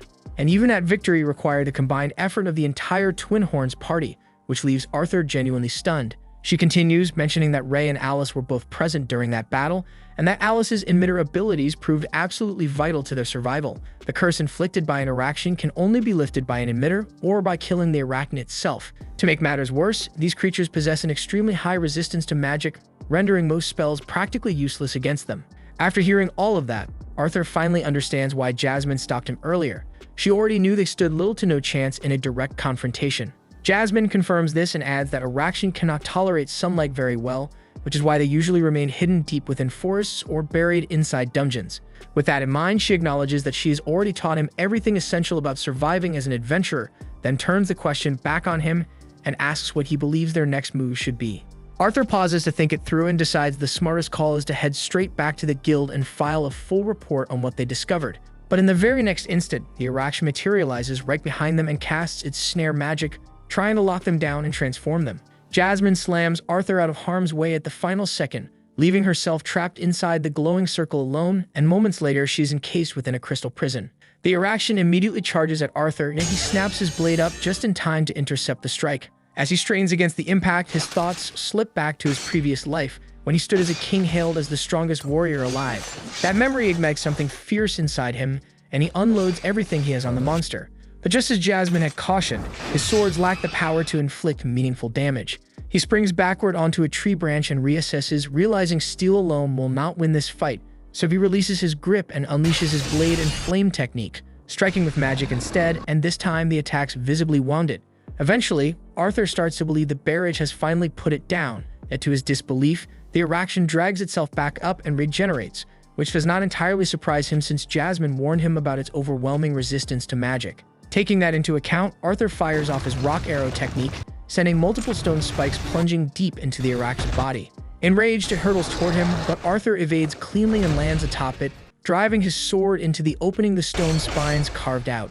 He then channels magic into the embedded spikes, triggering them from within and unleashing a violent surge of lightning that rips through the creature. After enduring the relentless current for several long seconds, the Araction finally collapses. Arthur steps off and turns toward Jasmine, only to find her still sealed within the crystal, and the reason quickly becomes clear. The Araction is not dead yet. It squivels its magic eye toward him, but Arthur halts time before its spell can activate. As he advances, he murmurs a quiet word of gratitude to the Araction. It is because of this brutal clash that he remembered how to wield his sword the way he once did in his former life. With composed precision, he lifts his blade and cuts cleanly through the Arachnid in a single flawless stroke, ending it instantly. Even so, the strain of that technique is etched across his body. He understands he must still learn how to fuse his old combat mastery with the new magic he has gained in this world. He sinks to one knee to steady his breathing, and that is when Sylvie rushes over, asking what just happened, since she sensed a surge of fierce anger erupt from him earlier, but Arthur reassures her that he is fine. Jasmine and the others seem to have shaken off the curse, but Jasmine's expression makes it painfully clear that she is far from impressed with him. Arthur admits he was wrong and apologizes for rushing in to fight the Arachne after she had clearly warned him not to. Hearing that, Jasmine decides there is no reason to keep holding onto her anger since he has already taken responsibility. Even so, she cannot hide how stunned she is that he actually managed to defeat it completely on his own. Still, Arthur explains that this is not the kind of strength he is chasing. What he truly wants is the strength to shield the people who matter most to him. He confesses that it was his own lack of power that almost led to him losing his family. And he understands that nothing can undo what has already happened, and because of that, he swears to grow stronger than ever before. Jasmine still reprimands him for gambling with his life like that, but Arthur tells her she matters to him too and that he would risk everything to keep her safe, which causes her cheeks to flush. After some time, they return to the guild and news of Arthur slaying the Araction spreads quickly. Lucas refuses to believe it and demands that Arthur show the mana core as evidence, but Arthur realizes that will not be happening since Sylvie devoured the mana core right after the battle ended. Even so, Arthur summons the Arachn's cursed Eye of Petrification, and Lucas is completely at a loss when he sees it because he has never laid eyes on something like that before. Despite that, Lucas keeps up his usual pride and claims that even this Araction would not pose any real challenge for him before turning and walking away. With that matter handled, Arthur returns to the family estate to see his loved ones. Elena in particular is beyond thrilled to watch him step back through the door safely. He tells his father about defeating an Arachne, and Ray looks sincerely impressed. His mother, however, is nowhere near pleased and orders Arthur to kneel while reminding him that before becoming an adventurer, he promised not to throw himself into danger. Arthur argues that avoiding danger entirely is not realistic for someone in his line of work, but his mother refuses to listen and insists he honor his word.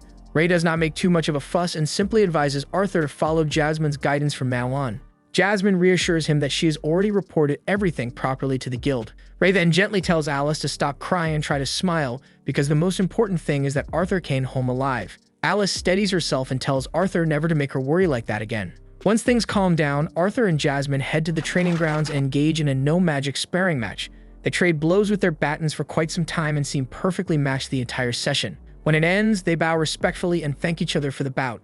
Arthur then lifts his gaze to the sky and lets his thoughts drift, wondering what Tessia might be doing at this moment. And then we see that Tessia and her group are sprinting for their lives as a massive boulder barrels after them.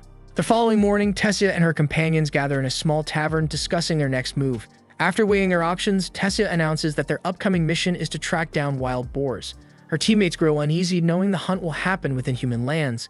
They debate the risks for a bit, but in the end, they agree to move forward and start getting ready.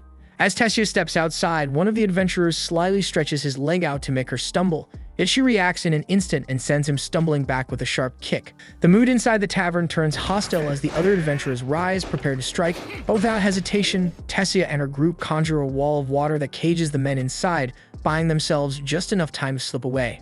Not long after, a carriage pulls up and they climb aboard to set off. The journey begins peacefully, almost too peacefully. Suddenly, a band of mounted bandits storms toward them and attempts to raid the carriage. Tessia and her party counterattack swiftly and overpower them with little effort. It becomes clear that the bond between elves, humans, and dwarves has been strained by decades of hostility. A formal pact was established among the three kingdoms to halt the wars, yet that peace exists only on paper. The common folk still cling to resentment and suspicion, leaving the harmony fragile at best. As the group presses on, more humans attempt to ambush and seize them. From afar, a hooded figure observes the unfolding events through a mystical map. At the same time, Tessia and the others begin questioning why they are constant targets. They soon understand that elves fetch a high price, making them prime prey. Despite the danger tightening around them, Tessia refuses to retreat. She proposes abandoning the carriage and finishing the trip on foot instead. While traveling, Faye grows anxious, fearing that humans despise them and will continue to drive them away even when they only mean to offer help, but Tessia refuses to accept that belief. Before long, they reach a nearby village, yet the chief wastes no time ordering them out solely because of their race. Elsewhere, Arthur sits quietly in a tavern, keeping an eye on Lucas.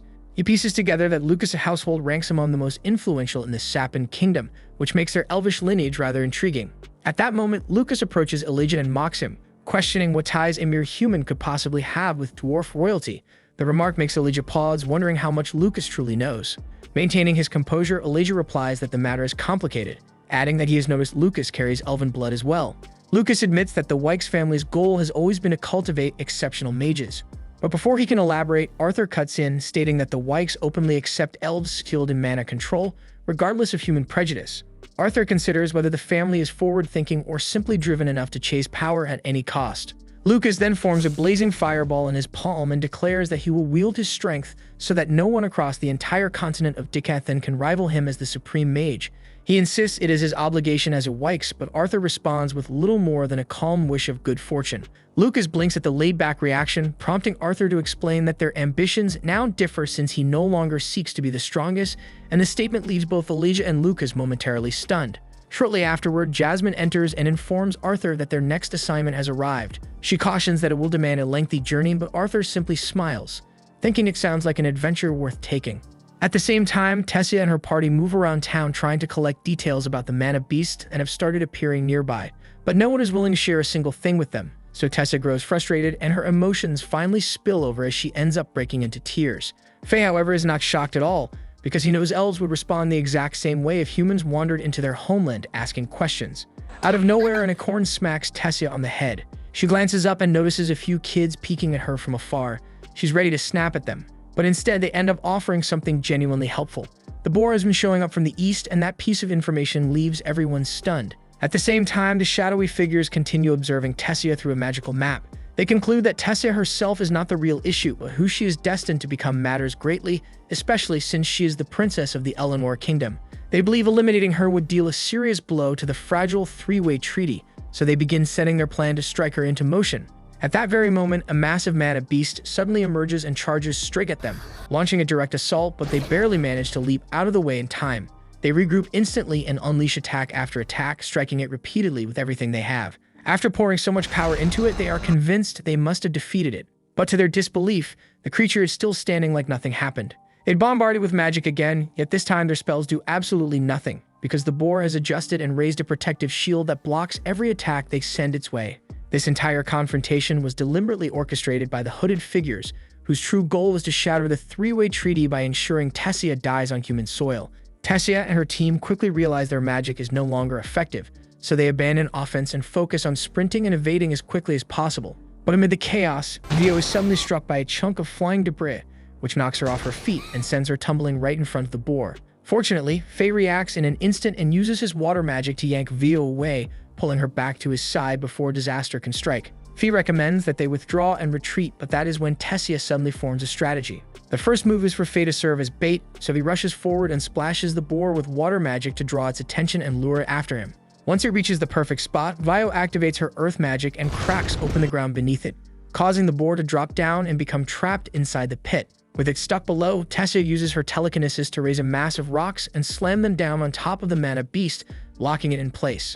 Tessia exhales in relief, convinced the fight is finally over, but the mana beast bursts free from the pit and charges toward Faye and Vio, ready to smash into them. Tessia catches sight of it just in time and sweeps them out of harm's way with her wind magic before it can hit. She steadies herself and thinks about her decision, realizing that protecting her teammates in that instant was simply the only choice, the same choice Arthur would have made. The memory of Arthur pulls her into a rush of shared moments from their past together. She drifts for a second, distracted by those thoughts, but Faye doesn't hesitate, pulling her back with water magic just before she can be caught in the beast's next strike. Faye and Via recommend falling back and withdrawing, but Tessia refuses to budge and insists on finishing the mana beast herself. She quickly realizes her mana is completely drained and she has nothing left to cast, yet a lesson Arthur once showed her flashes through her mind. So she plants her feet, calms her breathing, and starts pulling mana from the air, the ground, everything surrounding her. The mana then beast barrels toward her at full speed, and she answers with one solid punch that knocks it flat in a single blow. Faye and Vio stare in stunned silence, understanding that she managed it by channeling the gathered mana inward and reinforcing her body from within. The cloaked observers watch everything unfold and conclude that Tessia is far stronger than they initially calculated, so they decide that next time they will return with an even more formidable mana beast to handle her. After dealing with the creature, Tessia and her team head to inform the village chief that the threat has been eliminated.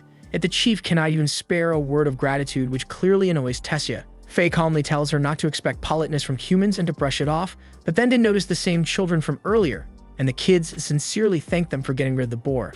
At the same time, Varian sits down with Cynthia and explains that he has been secretly monitoring Tessia, mentioning how close she came to losing control during her battle with the mana beast. Cynthia is hardly shocked, considering Tessia is Varian's granddaughter, but Varian confesses that while he would love to claim responsibility for her growth, he truly believes her strength comes from loyal companions like Arthur who always remain at her side. Sometime later, Tessia and the others settle into a diner, and Tessia mentions that she and Faye will soon be returning to Xyrus.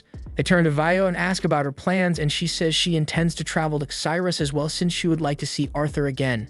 Tessia is completely taken aback by that and asks how Vio even knows Arthur, so Vio explains that she previously traveled to Xyrus with him. Tessia has not seen Arthur at all since his departure, mainly because she never learned where exactly in Xyrus he ended up. Before long, Tessia finds herself standing before Arthur's family estate, her nerves rising with every second as she rehearses what she might say when she finally faces him. Suddenly, Alice and Alina rush toward her out of nowhere, catching Tessia completely off guard. She panics in embarrassment and bolts away in a fluster, still desperately trying to pinpoint Arthur's exact whereabouts. Arthur is later shown lying unconscious along the edge of a deserted island, and after some time passes, he pushes himself up, still groggy, trying to piece together how the hell he even ended up here. He breaks into a run across the shoreline and nearby terrain, scanning everything around him, desperate to understand where he is and which way he should head. As he moves, fragments of memory suddenly rush back to him. He remembers paddling a canoe with Jasmine, the water calm one second and then chaos the next, when a gigantic tsunami rose out of nowhere. That monstrous wave slammed into them and tore them apart, separating them in an instant. The memory hits him clearly, and without hesitation, he starts searching frantically for Jasmine. While rushing through the area, he unexpectedly comes across Lucas and Elijah, both sprawled on the ground and completely soaked in seawater. Arthur quickly explains how he ended up on the island, and Lucas and Elijah begin sharing their own stories so they can figure out what happened to each of them.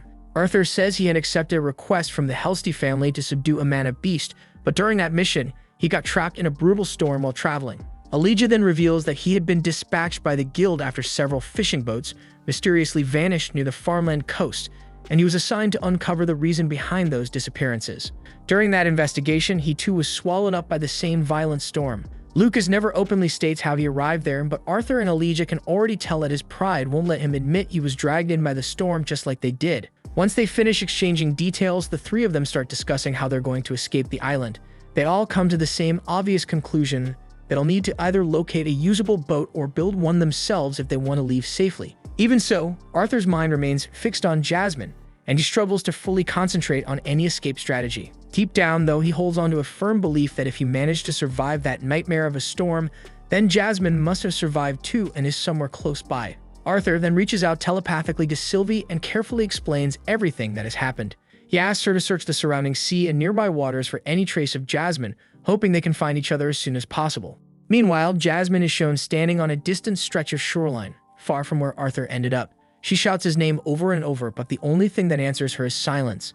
After calling out for a while, her strength fades and she slowly drops to her knees, guilt flooding her thoughts as she blames herself for everything, insisting that the separation was her fault. Her mind drifts back to an earlier conversation she once had with Ray, and in that memory, Ray warned her that adventurers who accept missions often encounter threats far beyond what the official details claim. And after hearing that, Jasmine started suspecting that guilds might be underestimating how dangerous their requests truly are. Ray admitted that this could be true, but he also offered another possibility. He suggested that someone, or perhaps an organized group, might be deliberately interfering with the three-way treaty and staging these incidents on purpose. Even so, Ray understood that no amount of warning would stop Arthur from taking on missions and chasing new challenges.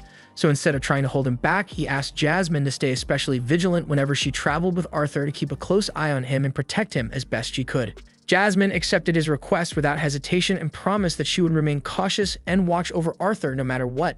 Back in the present, Jasmine pushes herself up and resumes searching for him. Before long, she runs into two of Lucas's guards. They explain how they were swept away and stranded, and as the conversation continues, both men break down in tears after realizing they have been entirely isolated from Lucas. At the same time, Lucas pulls out camping gear from his dimensional ring. Arthur stares in disbelief, as it is the first time he has ever witnessed a dimensional ring being used in person. Together, they set up a tent and prepare a simple sleeping area.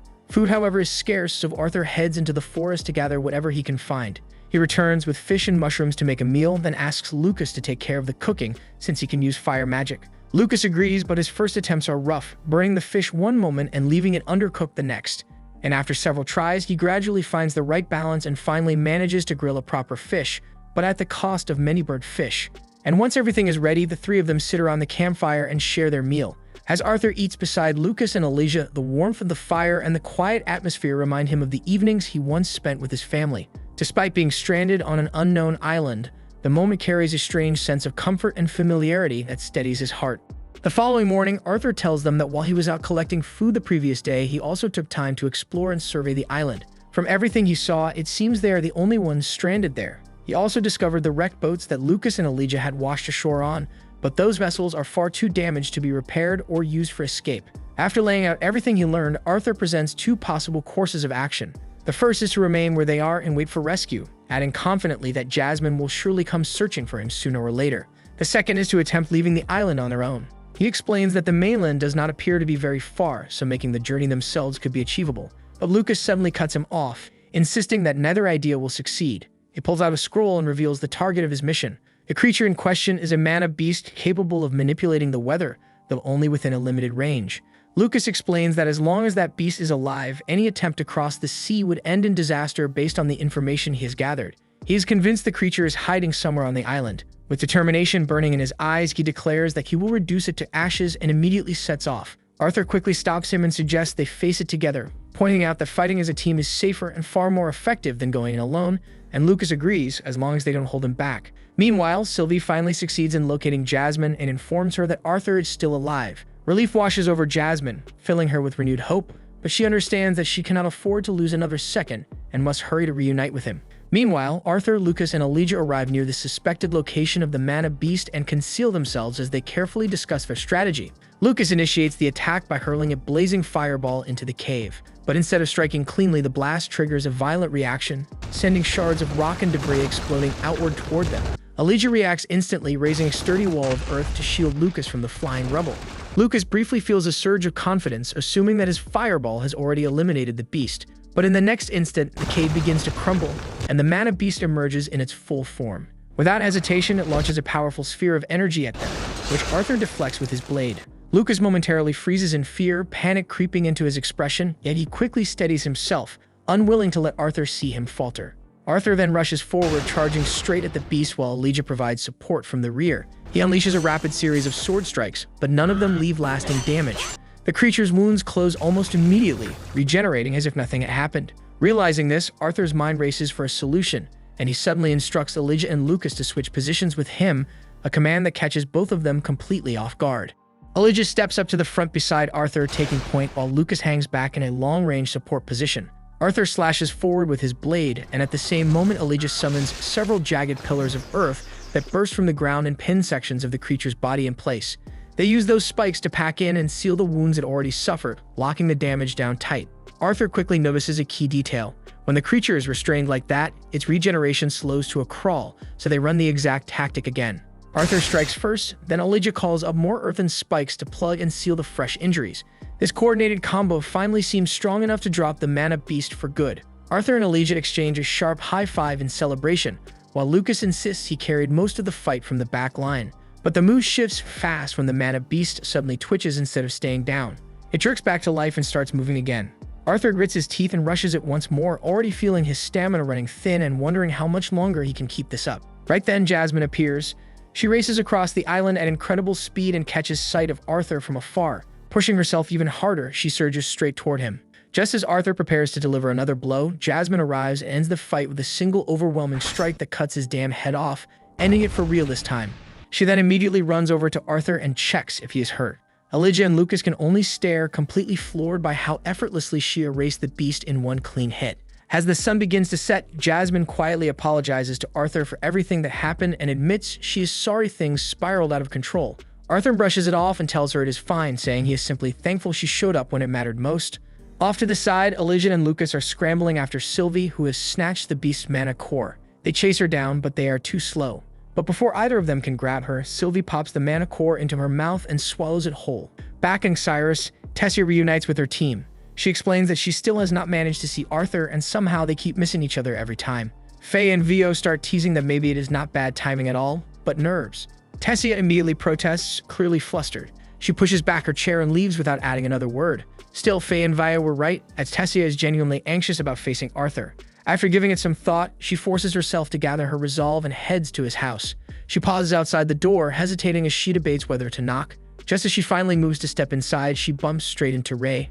Mortified, Tessia turns bright red and bolts away, leaving Ray standing there, puzzled about what just happened. Elsewhere, we see several hooded figures huddle over an enchanted map, preparing for the day of reckoning as they carefully search for a creature powerful enough to unleash. This was the end of episode 3 of season 2 of this anime. Subscribe so you don't miss the next episode. Not long after, Arthur and Jasmine walk out of the Adventurers Guild together. As they move down the street, Arthur admits he was honestly shocked by how quickly she showed up earlier while they were battling that monster. Jasmine shrugs it off and says it was nothing special, explaining that she simply concentrated her wind mana into her feet to boost her speed. At that moment, a tall blonde man approaches and greets Jasmine. Arthur doesn't recognize him, so Jasmine introduces him as Brauld, a double A-rank adventurer, and Brauld looks clearly pleased that she knows exactly who he is.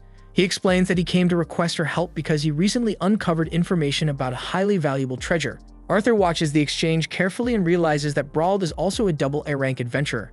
Just like Jasmine, he knows that anyone at that level has to be incredibly capable. Still, for reasons he can't quite explain, seeing Brauld standing so close to Jasmine leaves Arthur with a strange sense of discomfort. Afterward, Arthur heads to the training grounds to spar with Adam. Before the match begins, he recalls their previous fight and quietly wonders how things will play out this time. Once the duel starts, Adam quickly shows how formidable he is. Throughout the clash, Adam controls the pace and overpowers Arthur in multiple exchanges. Even so, Adam points out that Arthur has grown a lot since their last bout and openly acknowledges his progress. Arthur takes the praise with a nod and thanks him sincerely. After the session ends, a few of the other adventurers approach Arthur and inform him of his next training rotation. He is scheduled to practice archery, followed by sessions focused on earth and wind magic. Arthur accepts the plan without hesitation, making it clear he is fully committed to getting stronger. At the same time, he seems uneasy and unable to relax. His thoughts keep drifting back to Arthur and how he is handling his training. Jasmine notices his mood and asks if he wants to personally check in on Arthur, but Ray brushes the idea aside and tells her to drop it. He then asks her what she originally wanted to talk about, and Jasmine brings up Brauld and asks if Ray knows anything about him. Ray explains that Brauld has earned his reputation by fighting on the front lines, regularly taking on the most dangerous assignments during missions, and even with that risk, he manages to complete the majority of his quests without suffering any wounds. Jasmine then asks what kind of person Brauld really is, and Ray replies that Brauld is surprisingly calm and laid back but undeniably powerful. He even admits that facing Brauld alone in a one-on-one fight would be a serious challenge, even for him. Jasmine then informs Ray that Brauld asked her to team up with him on an upcoming mission. Ray thinks that is odd, especially considering Brawl already has a full squad of his own. Jasmine explains that it is not only her, since Brawl has been reaching out to several different adventurers, and because of that, they start going over possible explanations. They figure Brawl could be searching for substitutes if some of his teammates were hurt, or maybe his party has fallen apart entirely. Still, Ray cautions her not to assume anything without solid facts. Keeping that in mind, Jasmine chooses to dig deeper and says she will check into it herself. And as she gets ready to head out, Ray stops her and reminds her to make sure Arthur is taken care of. At the same time, Arthur and the rest of the adventurers are drained after a brutal and exhausting day of drills. Even so, Ray steps up and says he wants to spar with Arthur to strengthen their connection, but Alice and Elena quickly step in, insisting that Arthur has already pushed himself enough and should not overdo it, which leaves Ray a bit irritated. Afterward, Arthur realizes Jasmine is nowhere in sight and asks about her. Ray tells him she stepped out to handle something, but he will stick around and spend time with them for now. Arthur says that works for him, though despite saying that he quietly thinks things over. These kinds of family moments still feel foreign to him, and as he watches his family, he wonders how much time will pass before scenes like this begin to feel normal. Meanwhile, at the Adventurers Guild, Lucas is annoyed because there are no worthwhile quests available. His guards explain that after the recent chaos, many adventurers have lost their lives, and because of that, the guild has become stricter and is carefully reviewing every new request before posting it. Lucas had planned to clear a few more missions before entering the academy, but given the current circumstances, he starts questioning whether that will happen at all. At that moment, Shin walks up and reveals that Brawl is quietly gathering members for a strike on a newly discovered high-level dungeon, and that the entire operation is being concealed from the guild. Shin adds that someone with Lucas' power would easily earn a spot in the group, but the moment Lucas hears this, his companions immediately protest. They caution him that the task sounds reckless and urge him to stay away. Lucas shuts them down without hesitation and orders them to keep quiet, making it obvious he has already made up his mind. As he strides off to track down Brawl and secure a position, the expression on Shin's face alone makes it clear he is scheming to throw Lucas straight into danger. Meanwhile, Arthur heads out with Alice to shop for new outfits for Eleanor. Even though the trip is meant to be pleasant, Alice quickly notices that Arthur is still carrying himself in a stiff and overly serious way. She tells him to loosen up and actually enjoy the moment. Deep down, however, Arthur admits to himself that he would rather be battling a mana beast than walking through stores picking out clothes. At the same time, Tessia and her teammates sit together at an open-air cafe sipping tea. Vio and Faye are amazed that Tessia still has not managed to run into Arthur, even though they have come so close several times. They start joking that maybe destiny keeps pulling them apart. Tessia rejects that idea immediately, saying it cannot be fate because she misses him far too much. Faye then asks if Virion has assigned them another mission yet, and Tessia explains that they must wait for the ongoing investigations to conclude before receiving new orders. Vio says she does not mind the delay, as she would prefer not to stumble into another dangerous mana beast unprepared. At that same moment, Arthur is walking home with Alice and Eleanor. Vio suddenly spots him from a distance, which makes Tessia's heart leap. But just as Tessia turns her head to see him, a passing carriage blocks her line of sight. By the time it rolls past, Arthur has already disappeared, causing Tessia to miss him once again. Afterward, Arthur stops by a mystic merchant shop because he wants to purchase a dimensional ring. Inside, he runs into Helen and Angela. He browses the displayed items, but their prices are far beyond what he can afford right now, so he decides to return once he has saved more money. Not long after, Alice and Elena step into the store and scold Arthur for slipping away without telling them. Arthur apologizes for wandering off and rejoins them without protest. And by the end of the day, Arthur finally makes it home and drops onto his bed. Completely drained, he speaks with Sylvia and vents about how exhausting all the family activities have been. He admits that although he genuinely cares about Alice and Eleanor, this kind of peaceful domestic routine still feels unfamiliar to him. Sylvie, meanwhile, is full of excitement and can hardly wait for their next adventure. She asks Arthur when their following quest will begin, and Arthur explains that because of recent events, adventurers are currently on hold, so it may take a while before any new assignments are handed out. As he continues talking with Sylvie, it dawns on him that almost 2 years have passed since he became an adventurer, even though he was only meant to stay in that role until enrolling in Cyrus Academy. And with that time limit approaching, he starts thinking that whatever quest comes next will probably be his final one before he moves on. Arthur starts thinking about how Jasmine might react to his decision, so he goes to look for her to talk it through. When he arrives, he finds Alice and Elena helping Jasmine try on a beautiful new outfit. Jasmine immediately turns red the moment Arthur sees her dressed like that. Arthur casually tells her she looks adorable, but instead of answering, Jasmine bolts out of the room completely flustered. Still wanting to speak with her, Arthur waits until she changes back into her usual clothes, then finds her and asks to talk in private. He brings up Braud's invitation and asks what she intends to do. Jasmine explains that she has been quietly investigating during her free time, and from what she discovered, Braud is arranging this mission independently, and none of his regular party members are involved. And because of that, she feels accepting the offer might not be wise, though she can clearly sense that Arthur is thinking about it seriously. Arthur looks back on everything that has happened so far and comes to the conclusion that trying to avoid danger at this point would not really change anything. He tells Jasmine that while he would normally be content taking on small tasks like herb gathering, if this ends up being their last mission together, then it should be something significant and unforgettable. Jasmine understands exactly what he means, and she agrees that going on a simple gathering job would be dull. In the end, she decides to accept the mission and stand by his side.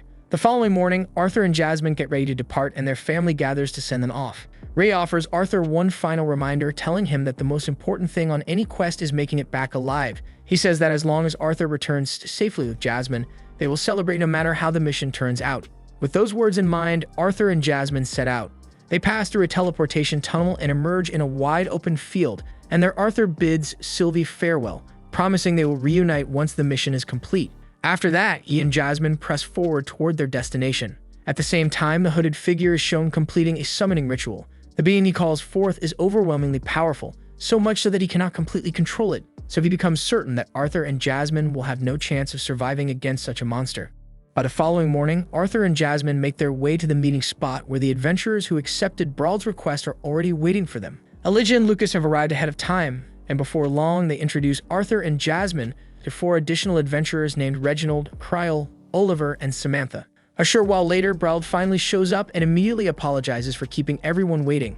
He then formally introduces himself as the leader of the expedition, and as he speaks, he notices the bags Arthur and Jasmine are carrying and asks if neither of them owns a dimensional ring. And when the two admit they do not, Elijah generously offers to keep their belongings inside his own ring for the duration of the mission. Not long afterward, Brawl announces that it is time to move out, prompting the entire group to venture deeper into the dungeon. The farther they descend, the more unsettled Arthur starts to feel. It suddenly hits him that he is trapped deep underground with a party made up mostly of strangers, all because he accepted Brawl's proposal. That realization causes Arthur to remember the conversation from when Brawl first invited them to join the expedition. Back then, Brawl explained that the purpose of the mission was to recover an enormous magic stone rumored to lie at the deepest level of the dungeon. According to him, the stone was considered incredibly valuable because it could strengthen mana while also functioning as a highly efficient power source. He declared that this was exactly why he needed a team of exceptionally capable adventurers to help retrieve it. Brawl also revealed that both Elijah and Lucas personally recommended Arthur and Jasmine for the mission, and since several familiar faces were already planning to participate, Arthur eventually decided he might as well come along too. More importantly, he wanted to ensure that nobody ended up getting killed or seriously injured.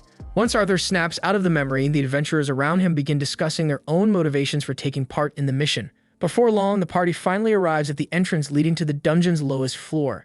As soon as they step inside, Arthur quietly studies the surroundings and concludes that, at first glance, the place seems like nothing more than an ordinary ancient dungeon without anything particularly strange about it. A moment later, Brawl informs the group that he had already explored part of the area beforehand, and hearing that immediately impresses the others, since they assume it means he already discovered the complete route to the lowest floor. But Brawl shuts down that assumption and explains that he never actually managed to reach the end during his earlier exploration, meaning he still has no idea what the exact path is. Even after hearing that, Reginald confidently says that as long as they know the rough direction of the lower floor, a party with their strength should have no trouble making it there. However, Brawl immediately tells him that things will not be nearly that straightforward. He explains that the monsters roaming this dungeon possess regenerative revival abilities, meaning no matter how many times they are killed, they will endlessly resurrect and keep coming back. Brawl also mentions that defeating them is practically pointless anyway, since the creatures do not leave behind mana cores after death, and because of those terrifying traits, the dungeon eventually became known as the Tomb of Terror. After explaining that, Brawl warns everyone that their top priority should be conserving as much mana as they possibly can while continuing deeper underground. But before the group can move much farther, they suddenly find themselves surrounded by an enormous swarm of Betrunners rushing at them from every direction. Although the sheer number of monsters catches them off guard for a moment, the adventurers quickly spring into action and begin fighting back against the bats. Lucas, however, wants all the attention on himself, so he immediately unleashes a gigantic omnidirectional blaze that incinerates the entire swarm in one overwhelming attack. While the others are stunned by the destructive power of the spell, Brawl instantly snaps at Lucas in frustration. He reminds him that everyone was specifically instructed to preserve their mana, and a reckless attack on that scale must have burned through an absurd amount of energy. Soon after, the Betrunners begin reviving exactly the way Brawl warned they would. And since wasting more stamina fighting them again would accomplish nothing, the party immediately pushes deeper into the dungeon to avoid getting dragged into another pointless battle. After continuing onward for some time, the group eventually reaches the edge of a massive cliff. Elijah steps forward and uses earth magic to form a staircase along the rocky wall, allowing everyone to safely descend to the floor below. Once they regroup, the party continues advancing deeper into the dungeon. And as they move, Brawl points out that there should be a hidden passage leading to the lowest level somewhere farther ahead. But the moment they finally arrive near the passageway, Samantha accidentally triggers a concealed trap hidden beneath the ground. In an instant, a razor-sharp rock spine shoots straight toward her, but Arthur reacts at the final second and pulls her out of danger before it can strike. Immediately afterwards, several more stone spikes launch toward the party one after another, yet Arthur calmly destroys every single one with his sword before any of them can cause damage. Reginald is stunned that deadly traps were hidden there in the first place, and he angrily confronts Brawl for failing to warn them beforehand. However, Brawl himself is completely speechless because traps like these were never supposed to exist there at all. Brawl then remembers the moment he accepted this mission from a shady man hiding beneath a hood. The stranger informed him about the dungeon and insisted that it contained no traps and no monsters truly worth worrying about. He even promised Brawl additional payment if he recruited several capable adventurers to accompany him on the expedition. Brawl replied that he already had a few suitable people in mind, and after that, the hooded man handed over a map leading through the area. That revelation makes it clear that Brawl never investigated the dungeon personally and had only been relying on the directions marked on the map he received. Even then, Brawl chooses not to tell the others any of this. Instead, he keeps moving deeper ahead while warning everyone to stay alert from this point onward. The party keeps pressing farther into the dungeon, but after some time, Kryl and Samantha suddenly begin feeling unbearably hot and uneasy. Moments later, massive bursts of steam explode out from several openings scattered across the rocky walls around them. Nobody understands what is happening or why the temperature has risen so drastically, so they immediately look toward Brawl for answers. However, Brawl admits that he has absolutely no clue what is going on, and hearing that only pushes Reginald over the edge. Furious, he grabs Brawl by the collar and demands an explanation right away. However, before Brawl can even respond, a gigantic worm suddenly bursts out from beneath the ground, completely taking the group by surprise. Kryl instantly reacts and jumps forward, successfully intercepting the attack before anyone can get hurt. Once the immediate danger is forced back, Reginald resumes pressuring Brawl and orders him to finally come clean, causing Brawl to eventually break and confess everything.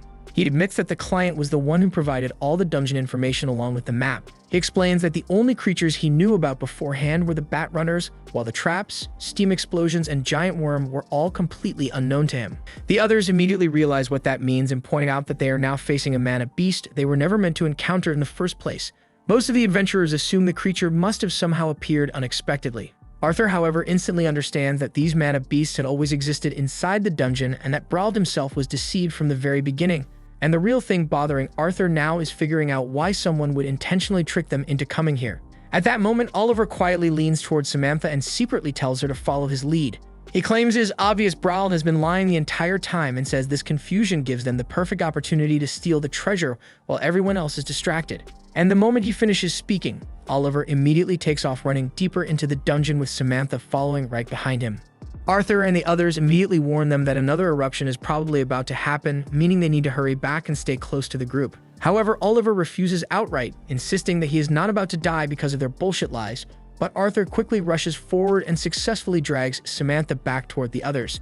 Meanwhile, Lucas begins forming a barrier to protect everyone from the incoming explosion. There is still a brief moment left before the eruption fully begins, so Arthur desperately shouts at Oliver and tells him to get inside the barrier before it is too late. But Oliver stubbornly ignores him, and in the next instant, the overwhelming heat of the eruption burns him alive. After the eruption finally dies down, Arthur steps out from behind the barrier and walks over to Oliver's charred corpse. Even though the sight clearly bothers him, Arthur still takes Oliver's magic stone and quietly gives it to Samantha. Right after that, the same gigantic worm from earlier suddenly appears once again. The group instantly unloads every attack they have, throwing all of their power at the monster and trying every possible method they can think of. And no matter how much damage they attempt to inflict, the creature refuses to fall. Eventually, the worm retreats into its hole, leaving Reginald furious that it escaped yet again. Brawl, however, believes this is actually their best opportunity since they still have a chance to run while they can. But then Arthur suddenly pieces something important together. The giant worm was never actually trying to kill them in the first place, it had only been buying time until the next steam eruption arrived. As the next eruption begins building up, everyone immediately screams for Lucas to create another barrier. However, Lucas is completely paralyzed in shock and cannot move at all. Even after the eruption starts, he still fails to react. Arthur instantly charges forward to protect him, and thanks to Arthur's quick decision, the others barely manage to escape safely. In the end, everyone survives the disaster except for Brawl, who loses one of his arms while trying to shield Samantha from the eruption.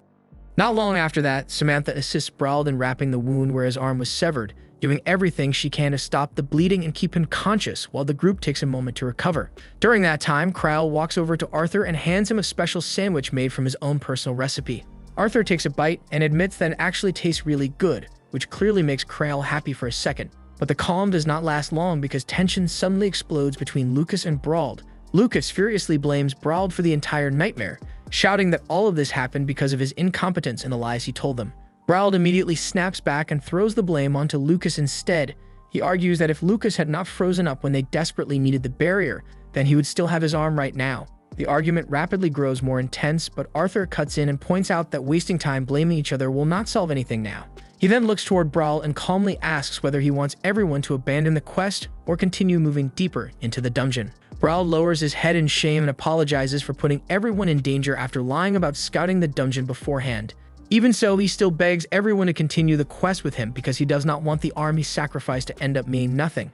Jasmine immediately rejects the idea and insists that they should retreat and head home while they still can. But the others slowly begin realizing that escaping through the dungeon may not be any safer or easier than continuing forward at this point, and because of that, the entire group ultimately decides to keep pushing ahead. Now that all of them agreed to continue, Brawl proposes that Arthur should take over as the leader of the party, and explains that Arthur has remained the calmest person throughout every crisis so far and has consistently made the smartest decisions whenever things went to hell. The rest of the group quickly agrees with his decision, so now Arthur officially becomes the new captain of the team. Not long after resuming their journey deeper into the dungeon, the group eventually reaches a massive frozen door. The moment they open it, they discover a huge icy chamber overflowing with green vegetation, leaving everyone stunned by the unexpected sight. This was the end of episode 5 of season 2 of this anime. Subscribe so you don't miss the next episode.